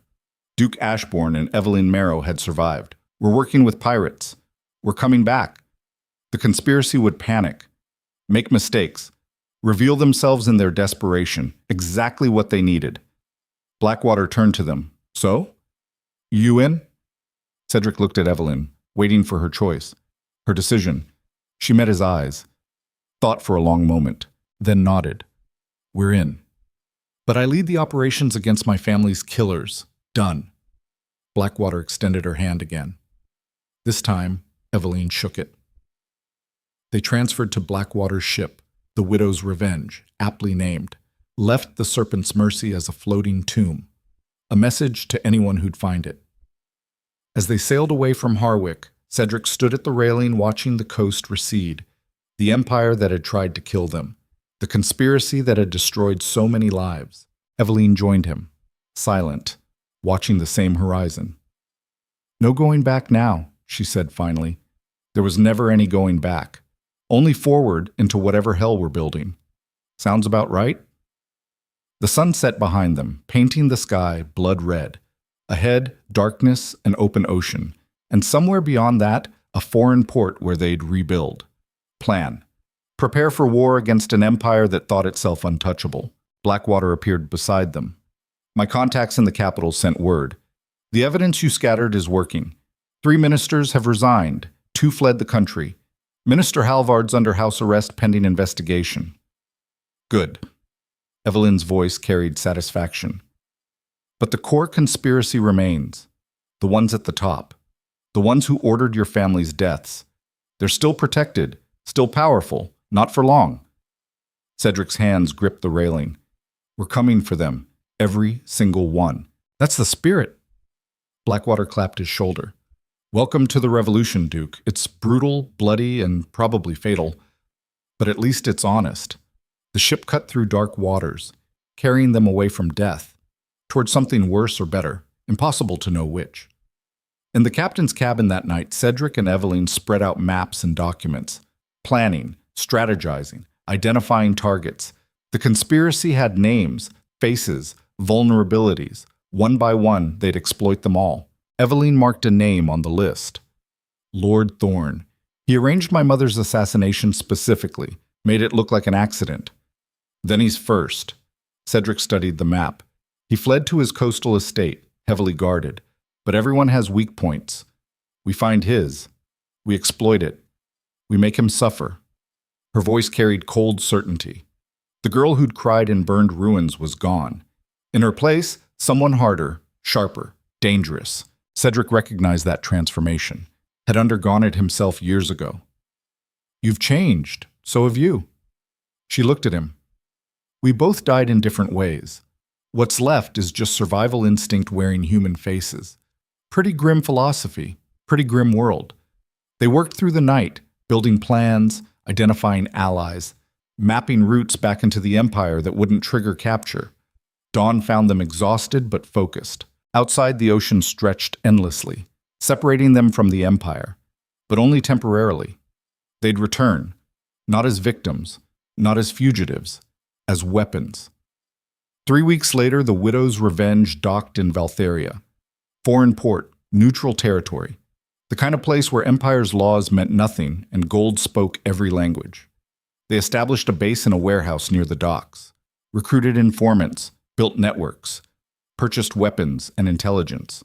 Blackwater's crew provided expertise in smuggling, infiltration, and violence.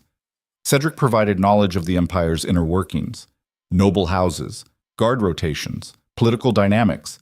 Eveline provided motivation, the burning certainty that drove them all forward. 2 months after escaping the capital, they were ready. The first target? Lord Reginald Thorne, the man who'd arranged Lady Marrow's murder, who'd helped burn the estate, who'd profited from their family's deaths. He thought himself safe in his coastal fortress, surrounded by guards, protected by walls and isolation. He was wrong. They moved at night. 12 people. Blackwater's best fighters, plus Cedric and Eveline. The fortress perched on cliffs overlooking the sea. Beautiful, defensible, arrogant in its assumption of safety. They scaled the cliffs from the ocean side, where guards didn't watch because who climbed 100-foot cliffs in darkness? Apparently, people angry enough. They reached the top, slipped over walls, dispatched sentries with knives and silence. Inside the fortress, opulence everywhere. Thorne had spent his embezzled millions well. They found him in his study, drinking wine, reading reports, comfortable and complacent. Cedric kicked the door open. Thorne looked up. His face went white. "No, you're dead." They said they were wrong. Eveline stepped into the light. "Hello, Lord Thorne. Remember me." Thorne scrambled backward, grabbed for a pistol on his desk. Cedric shot it out of his hand. The man screamed, clutched bleeding fingers. "Sit!" Cedric's voice carried command. Thorne sat, shaking, bleeding, terrified. Eveline moved close, looked down at him with cold assessment. "You killed my mother, made it look like she fell downstairs. Broke her neck. I was following orders." "Whose orders?" Thorne's mouth worked, fear warring with self-preservation.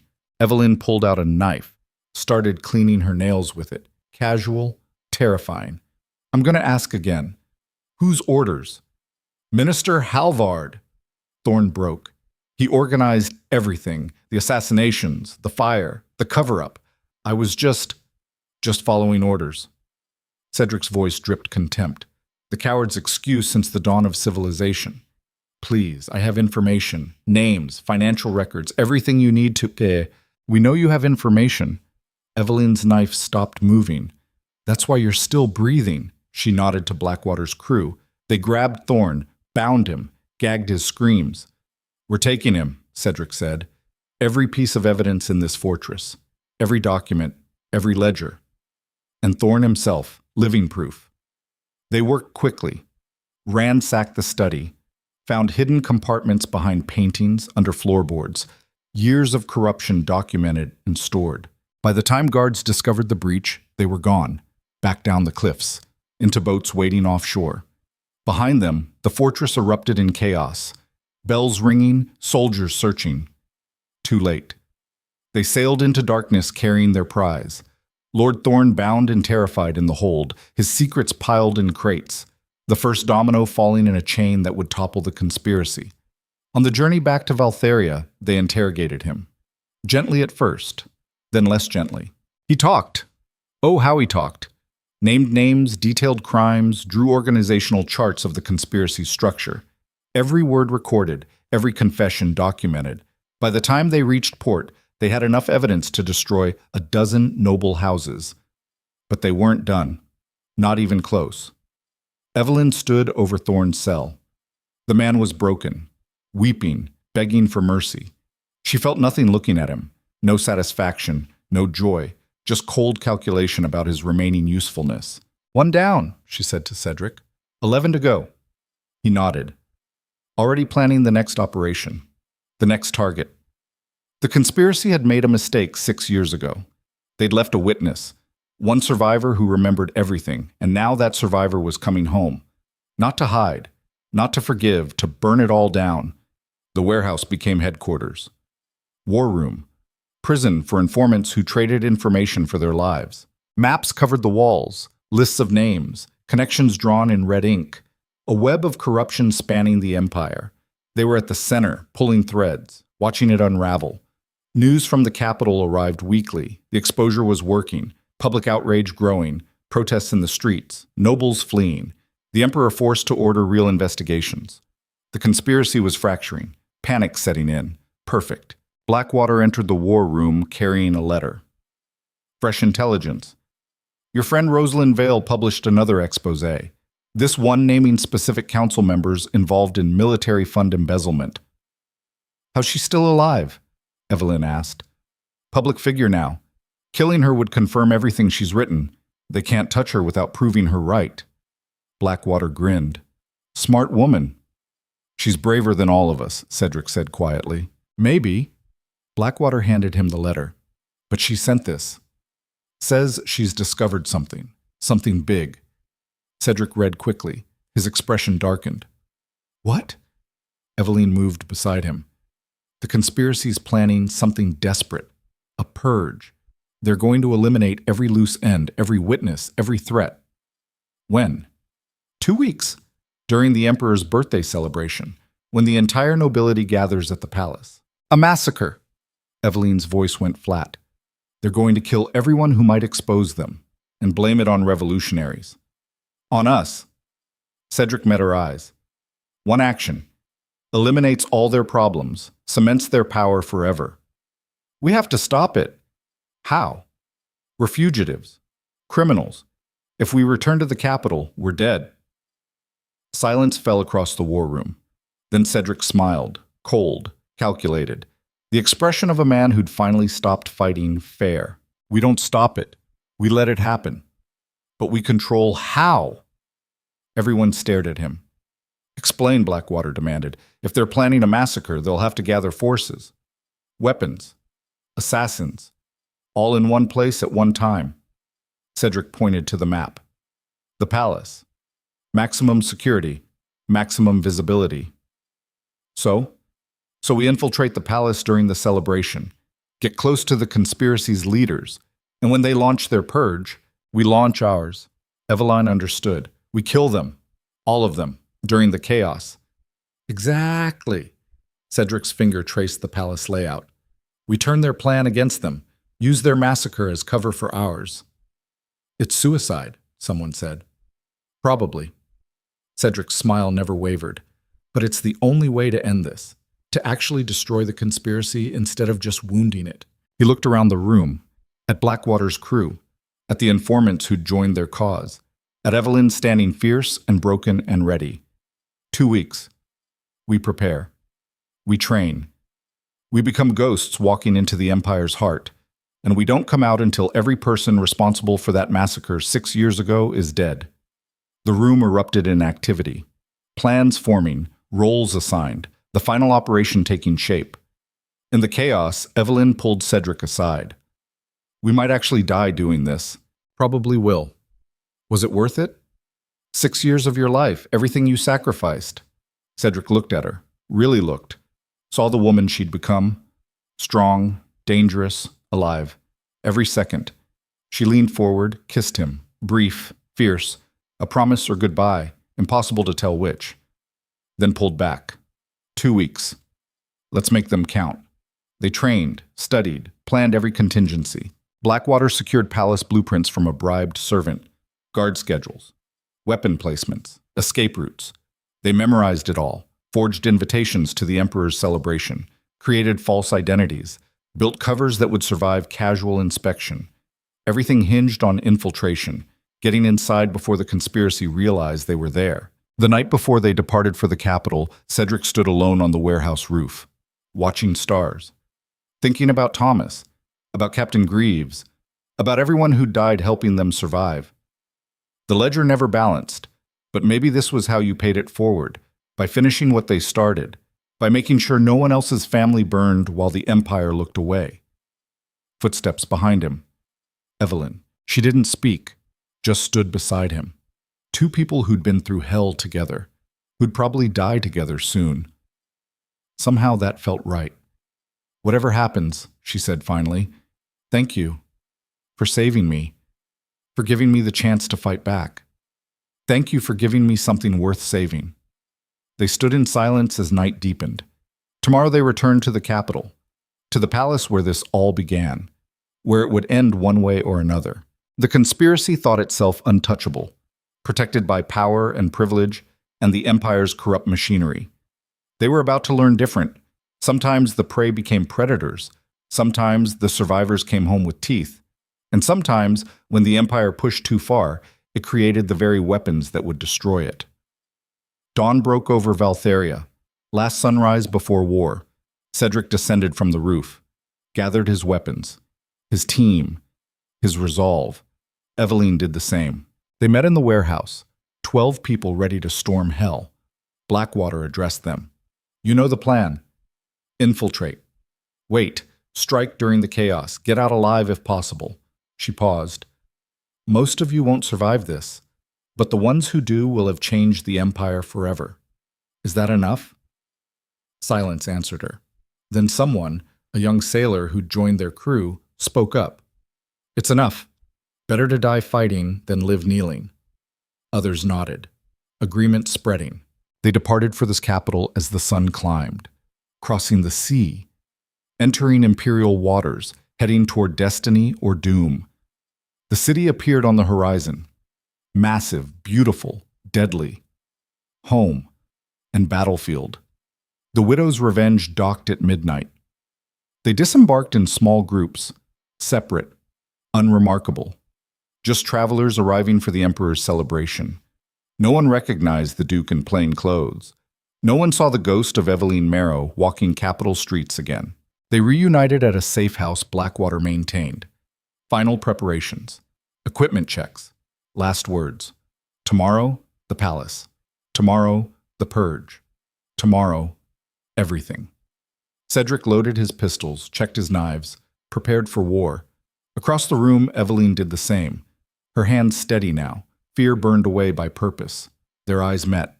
No words necessary. They were ready. The empire's birthday celebration began at noon. Nobles flooded the palace, thousands of them, dressed in finery, pretending nothing was wrong while their world crumbled around them. Cedric and Evelyn entered with the crowd. False names, forged papers, confidence that convinced guards they belonged. Inside, opulence beyond measure. Gold, crystal, wealth extracted from an empire's blood. They moved through ballrooms and corridors, mapping positions, identifying targets. Minister Halvard holding court near the throne room, surrounded by conspirators. All the key players gathered, exactly as planned, exactly as dangerous. Hours passed, sun descended, celebration continued, then midnight approached, the moment chosen for the conspiracy's purge. Cedric felt it coming. Tension building. Guards shifting positions, conspirators gravitating toward exits. He caught Evelyn's eye across the ballroom. She nodded. Now. They moved toward their targets as the clock struck 12, and the palace exploded into violence. Midnight struck, and the palace became a slaughterhouse. The conspiracy's purge began exactly as planned. Masked assassins emerged from service corridors. Guards who'd been bribed turned on their brothers. Doors slammed shut, trapping nobility in ballrooms that became killing floors. Screams, gunfire, chaos.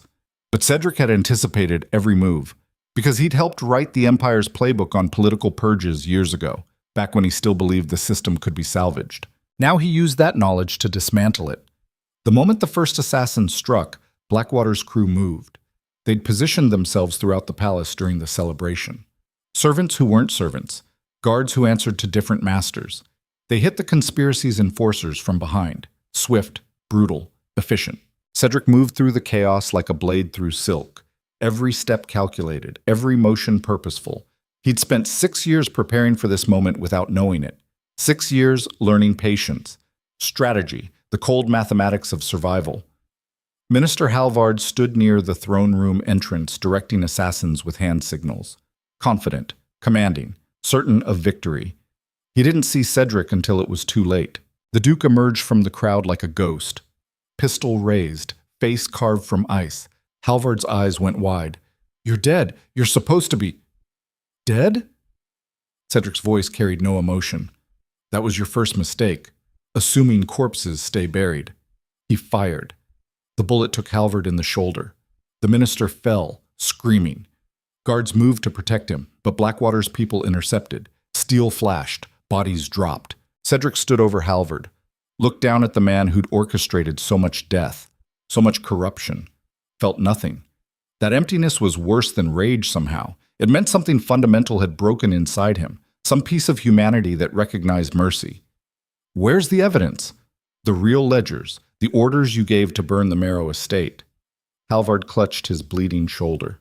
"Go to hell. Eventually. But you first." Cedric pressed his boot against the wound. Halvard's screams cut through the ballroom chaos. "The orders! Where are they? Safe! Locked away! You'll never—" Wrong answer. Cedric shot him in the leg. Halvard's screams intensified.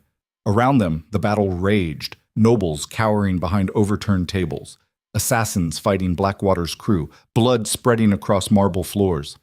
"My study," Halvard broke. "Hidden compartment behind the portrait of Emperor Vasilis. The combination is—" Cedric memorized the numbers, then looked at Halvard with something like pity. "You could have stopped. Any time in 6 years you could have chosen different, could have confessed, could have faced justice instead of multiplying crimes to cover the original sin. But you didn't. Because men like you never stop. You just escalate until someone forces you to." He raised his pistol. "Wait." Halvard's hands came up. "Please, I have information. Bigger conspiracies. I can give you I don't want information. I want justice." The gun roared. Halvard's head snapped back. His body went still. One down. Cedric reloaded, moved deeper into the palace. He found Eveline near the grand staircase. She was fighting 2 assassins simultaneously, knife in one hand, stolen sword in the other, moving with lethal grace. 6 years of hiding had left her soft. But 3 months of training with Blackwater's crew had honed her into something dangerous. She killed one assassin with a thrust through the ribs, ducked under the second's blade, and opened his throat. Both men fell. She turned, saw Cedric. Blood spattered across her face, eyes bright with adrenaline and something darker. "Halvard? Dead. Good." She gestured toward the east wing. Lord Thorn escaped, heading for the servant passages. "Not for long." Cedric checked his weapons. "The others?" "Blackwater's securing the throne room. The rest are hunting down the remaining council members." They moved together through corridors transformed into battlefields, bodies everywhere, some in noble finery, some in assassin blacks, some in guard uniforms. The purge had backfired spectacularly. The conspiracy had expected to eliminate threats. Instead, they'd exposed themselves completely, revealed their entire network in one desperate action. Desperation made people stupid. Cedric had counted on that. They found Lord Thorn in the servant quarters. The man was trying to squeeze through a window too small for his bulk. Pathetic and terrified. Eveline grabbed his collar, yanked him back inside. Thorn hit the floor hard, looked up at her. Recognition dawned, horror following immediately after. "You. But we had you. The asylum. I escaped." Eveline's voice carried ice. "Did you really think walls could hold me after everything you people did?" She pressed her boot against his throat. "You killed my mother, made it look like an accident, laughed about it afterward at council meetings." "It was orders," Thorn choked. "Halvard ordered it. I just followed orders. That excuse is getting old." She increased pressure. Thorn's face went purple. Cedric watched, said nothing. This was Eveline's moment, her choice, her justice. But then something shifted in her expression, the rage cooling into something harder, colder. She removed her boot. Thorn gasped, coughed, looked up with desperate hope. "Thank you. Thank you. I'll tell you everything, everyone involved. You'll stand trial." Eveline's voice cut through his babbling. "You'll face every family you destroyed, answer for every life you ruined, and when they sentence you, you'll understand what real justice looks like." She grabbed him. started dragging him back toward the throne room. Cedric fell in beside her. That took strength. What? Letting him live. Most people would have killed him. I wanted to. God, I wanted to. Evelyn's voice shook. But killing him would have felt too good. Too easy. He doesn't get easy. He gets consequences. They reached the throne room. The battle had ended. Blackwater's crew held position around the perimeter. In the center, a dozen council members knelt with hands bound. The conspiracy's leadership, captured, alive. Captain Blackwater stood over them. Blood on her cutlass, satisfaction on her scarred face. She nodded as Cedric and Evelyn entered. That's all of them. Everyone we identified, plus a few surprises. She kicked one kneeling figure. This one tried to hide among the servants. Turns out he's been embezzling for 15 years. The man, Lord somebody, Cedric didn't care, whimpered. What about the Emperor? Evelyn asked. Safe. Blackwater gestured to a side chamber. We got him out before the fighting started. He's terrified, but unharmed. And Prince Adrian? Blackwater's expression darkened. Dead. Took a knife to the chest from one of the assassins. Probably saved the Emperor doing it. Guess the drunk had some courage after all. Cedric felt nothing at that news. Adrian had betrayed them, but he'd also been trapped, weak, desperate. In the end, he'd died for something. That counted for something. Maybe. The throne room doors opened. More of Blackwater's crew entered. Behind them, a crowd. Nobles who'd survived the purge, servants who'd witnessed everything, city guards who'd fought alongside them against the conspiracy, witnesses, dozens of them, all seeing the captured council members, all hearing the accusations. No cover-up possible now. No spinning the narrative. The truth was exposed, bloody and undeniable. Evelyn stepped forward, addressed the crowd. Her voice carried through the throne room with surprising strength. 6 years ago, these people murdered my family, burned our estate, killed everyone I loved. They did it because my father discovered their crimes, their corruption, their conspiracy to loot the empire while pretending to govern it. She pointed at the kneeling figures. They stole millions, arranged assassinations, destroyed anyone who threatened their power. And they did it all while hiding behind nobility and honor and the empire's institutions. Her voice rose. But tonight, their purge failed. Tonight, their conspiracy ends. Not because I'm special, not because Duke Ashbourne is powerful, but because eventually the truth finds a way. Eventually, the bodies refuse to stay buried. She looked at Cedric. And sometimes the monsters you create turn around and devour you. The crowd murmured. Agreement. Anger. The beginning of something that might be justice. The Emperor emerged from the side chamber, old, frail, but conscious and alert in ways he hadn't been for months. Someone had been drugging him, keeping him compliant. That much was obvious now. He surveyed the scene, the captured conspirators, the bodies, the chaos. Then he spoke, voice stronger than expected. Let there be trials, public trials. Every crime exposed, every victim heard. Let the Empire see what was done in its name. He looked at Cedric. Duke Ashbourne, you saved my life tonight, saved the Empire. Name your reward.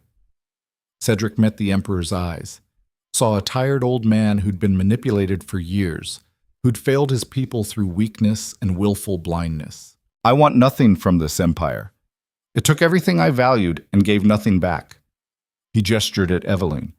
But she deserves restitution, her family's titles restored, their estates returned, their names cleared, and the death penalty for everyone who ordered that fire, everyone who knew and stayed silent, everyone who profited from their deaths. The Emperor nodded slowly. It will be done. He turned to the conspirators. You are hereby stripped of all titles and holdings. You will be tried for treason, murder, and crimes against the Empire. May whatever justice exists show you the mercy you denied others. The conspirators were dragged away. Some went silently. Some screamed denials. Some begged for mercy. None received it. As dawn approached, the palace slowly returned to order. Bodies removed, blood cleaned, the machinery of governance restarting after its near-death experience. Cedric stood on the palace balcony, watching the capital wake. The same view he'd seen from this position years ago when he still believed in the Empire's promise. Now he saw it clearly. A beautiful lie built on ugly truths. Thousands of people suffering so a few hundred could pretend civilization mattered. Footsteps behind him. Evelyn. She joined him at the railing, silent for a long moment. "It's done," she said finally. "The fighting's done. The reckoning is just beginning." "What happens now? Trials. Executions, probably. Reform if we're lucky. More corruption disguised as reform if we're realistic." "Sounds grim. It's the Empire. Grim is the default setting." She laughed. Bitter, but genuine. "So what do we do? Stay and fight to make it better? Or leave and let it burn?" Cedric considered. Thought about 6 years of sacrifice. About Thomas and Captain Greaves and everyone else who died fighting this fight. About whether their deaths meant anything if the Empire just replaced one corrupt regime with another. "I don't know," he admitted. "For the first time in years, I genuinely don't know what comes next." "That sounds like freedom. Or cowardice. Maybe they're the same thing sometimes." The sun rose over the capital. Golden light painting stone streets. A new day dawning over an empire that might change or might just pretend to. Weeks passed. The trials began. Public and brutal. Every crime exposed before massive crowds. Nobles executed. Fortunes seized. The conspiracy dismantled piece by piece. Evelyn testified, stood before the entire empire and named her family's killers, described the fire, the screams, the years of hiding while they hunted her. Her voice never wavered. The empire listened, wept, raged, finally understood what had been done in their name. Cedric testified too, explained his actions, the choice to hide Evelyn rather than surrender her to certain death, the years of isolation and sacrifice. Some called him a hero, some called him a kidnapper, most just called him complicated. He didn't care what they called him. The labels meant nothing anymore. By summer, the last conspirator had been executed. The last stolen fortune returned to the treasury. The empire began the slow work of rebuilding. Evelyn reclaimed her family's estate, spent months rebuilding it. Not as it was, that mansion was gone, burned beyond recovery. But something new, smaller, a home rather than a monument. She opened it as a refuge for war orphans and widows, people the empire had forgotten, people who needed someone to remember they existed. Cedric visited her there one afternoon, found her in the garden, teaching a group of children to read. Patient, kind, nothing like the terrified girl he'd pulled from burning ruins 6 years ago. She saw him, smiled, genuine and warm. After the lesson, they walked through the gardens. New growth everywhere, flowers planted over ash, life reclaiming death. "You've built something good here," Cedric said. "I'm trying. Some days it feels like enough. Some days I wake up screaming from nightmares and wonder if I'll ever be whole again." That's honest. It's all I have left. Honesty. She stopped walking, turned to face him. "What about you? What have you built?" "Nothing. I've spent 6 months answering questions and sitting through trials. I don't know how to build anymore. Only how to survive. Maybe that's enough for now. Maybe survival is the foundation you build everything else on." Cedric looked at the estate, at the children playing, at Evelyn standing strong despite everything she'd endured. "You're stronger than I ever was." "No. Just broken in different ways. We all are." She touched his arm. "The question is what we build from the pieces." They walked back toward the house. Inside, someone was cooking, the smell of bread and soup. Simple, real. The opposite of palace opulence. "Stay for dinner," Evelyn offered. "The children would love to hear stories about the Northern Territories." "I don't have good stories." "Tell them anyway. They need to know the world isn't all tragedy, that sometimes people survive. Sometimes they even find peace." Cedric stayed, ate dinner with orphans and widows and Evelyn, told stories about winter mountains and frozen lakes, edited out the violence and terror, left only the beauty.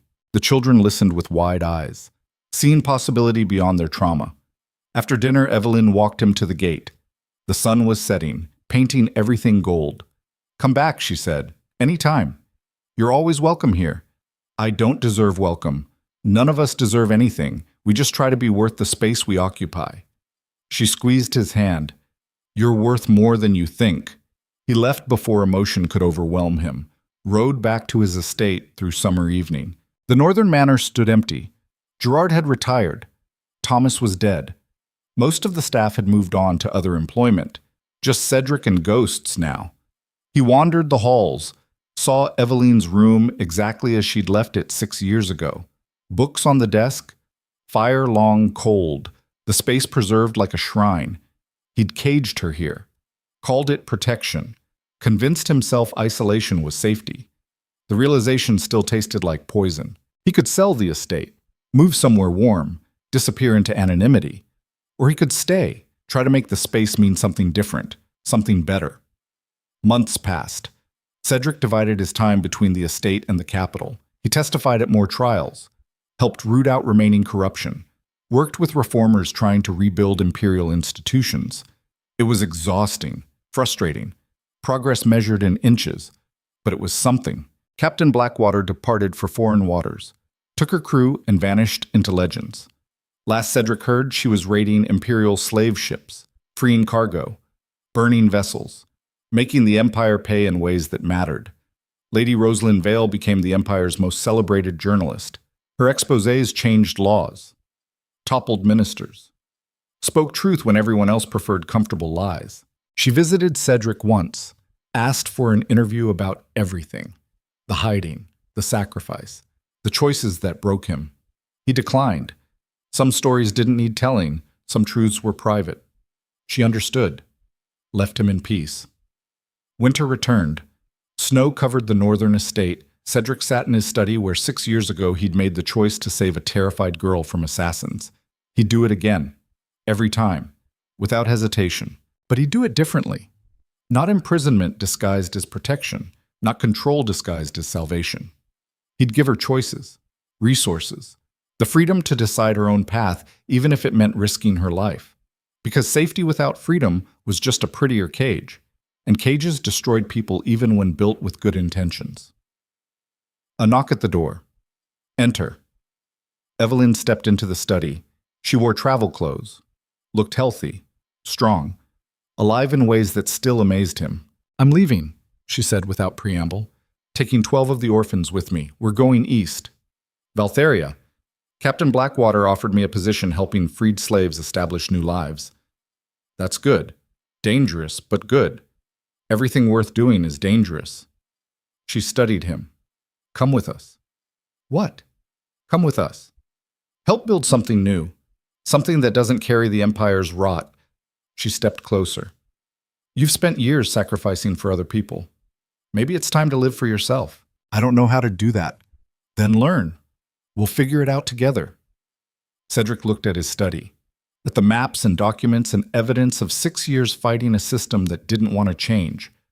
What if I fail? What if I'm too broken to build anything good? Then you fail surrounded by people who understand. Evelyn's smile carried warmth and sadness in equal measure. Better than failing alone in this frozen fortress. He thought about Thomas, about Captain Greaves, about everyone who'd died so others could live. They hadn't sacrificed for him to waste their gift, hadn't bled so he could hide in guilt and isolation. They died for the possibility of something better, for lives lived fully instead of merely survived. "When do you leave?" "Dawn tomorrow. Meet us at the Eastern Gate if you're coming. If not," she shrugged, "I understand. Either way, you'll always have a home with us." She left before he could respond. Cedric sat in silence, weighing options, calculating risks. Then he stopped calculating, stopped weighing, stopped doing the cold mathematics that had kept him alive but never let him live. Sometimes you had to trust chaos, had to believe broken people could build beautiful things, had to have faith that tomorrow might be better than yesterday, even when history suggested otherwise. He packed a single bag, left instructions for the estate's maintenance, wrote letters to the few people who still mattered, and at dawn, he rode to the Eastern Gate. Evelyn waited there with 12 children and 2 wagons. She saw him approach. Her smile bloomed like sunrise. "You came. Did you doubt?" "Yes." "Good. Doubt keeps us honest." They traveled east, away from the Empire, away from politics and corruption and the endless cycle of violence disguised as governance, toward something uncertain, possibly terrible, probably dangerous, but theirs to build. The journey took weeks, through mountains and across plains. The children asked endless questions. Evelyn answered with patience. Cedric told stories about survival, about choosing life even when death seemed easier. They reached Valtheria as autumn painted the world gold. The city welcomed them. No questions about their past, no judgment about their scars, just opportunity. They established a sanctuary, part school, part refuge, part training ground for people who'd survived hell and needed help building something from the ashes. Freed slaves, war orphans, exiled nobles who'd opposed the conspiracy, anyone broken who wanted to try healing. It grew slowly, organically, imperfect, but real. Cedric taught strategy and survival, how to read situations, how to protect yourself and others, how to make hard choices and live with consequences. Evelyn taught resilience, how to carry trauma without letting it define you, how to honor the dead by living fully, how to build despite the ghosts. The children grew, learned, became strong in ways that had nothing to do with violence. Years passed. The empire continued its reforms, slow, imperfect, but genuine. New leadership emerged, younger, angrier, determined not to repeat their predecessors' failures. Would it last? Cedric didn't know.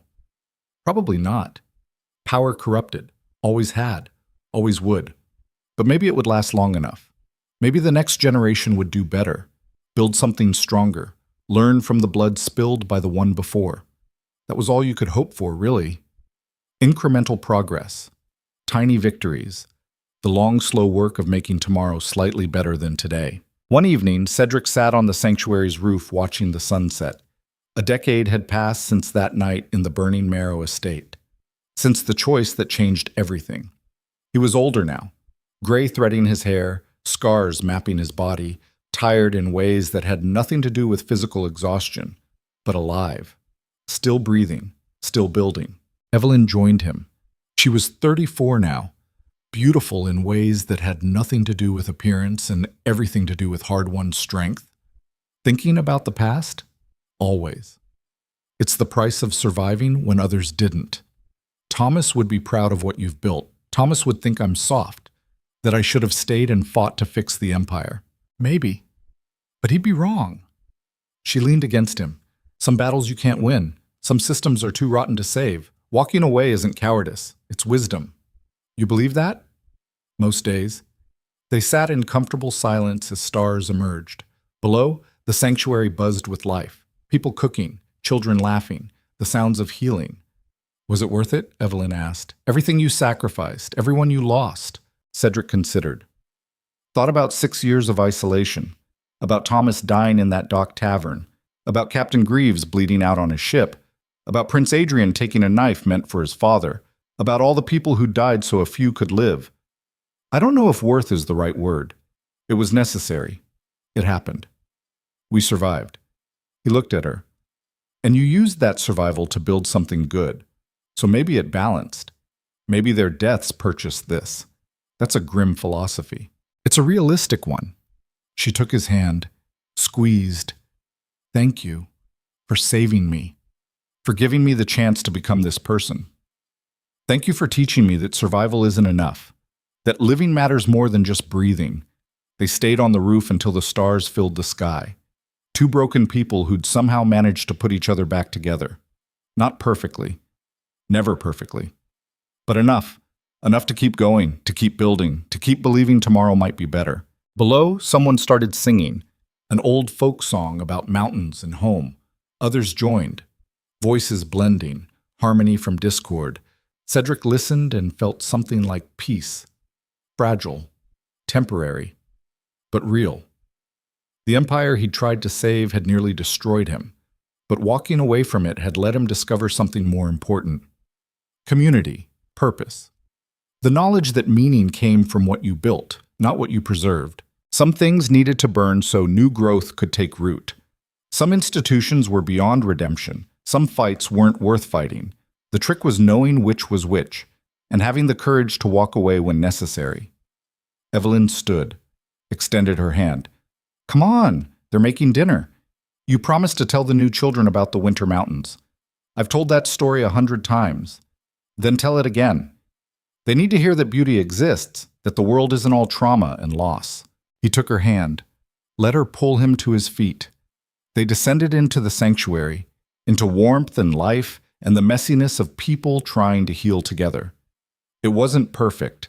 Some days were harder than others. Some nights the nightmares returned. Some mornings the ghosts demanded acknowledgement. But they kept going, kept building, kept choosing life over the easier path of despair. And in the choosing, in the daily decision to keep living despite everything, they found something resembling redemption. Not for the people they'd killed, not for the choices they regretted, but for themselves. For the possibility that broken things could still serve purpose, that damaged people could still create beauty, that survivors could become something more than just walking wounds. The sanctuary grew, year after year, person after person, each one broken, each one healing, each one proving that the end wasn't really the end, just another beginning. And Cedric, who'd spent 6 years hiding a terrified girl in a frozen fortress, finally understood what Thomas had been trying to tell him all along. Protection wasn't possession, safety wasn't control. Love wasn't keeping someone locked away from danger. Love was giving them the tools to face it, the strength to survive it, the freedom to choose their own path, even if it meant risking everything. That lesson had cost him 6 years, a reputation, friends, peace.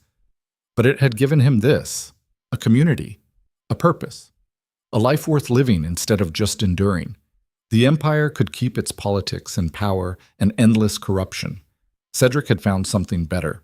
He'd found home, not a place, not a building, but the people who chose to stay, to heal, to build together despite everything screaming they should give up. That was worth more than gold, more than titles, more than anything the empire had ever offered. And as he sat down to dinner surrounded by survivors who'd become family, Cedric finally let go of the guilt that had haunted him for a decade. He'd made mistakes, terrible ones. He'd caged Eveline while calling it salvation. He'd let good people die in his name.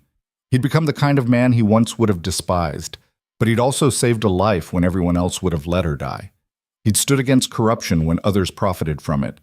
He'd chosen the hard path every single time, even when it destroyed him. That had to count for something. In the end, maybe that was all anyone could hope for. To choose right more often than wrong. To build more than you destroyed. To leave the world slightly better than you found it.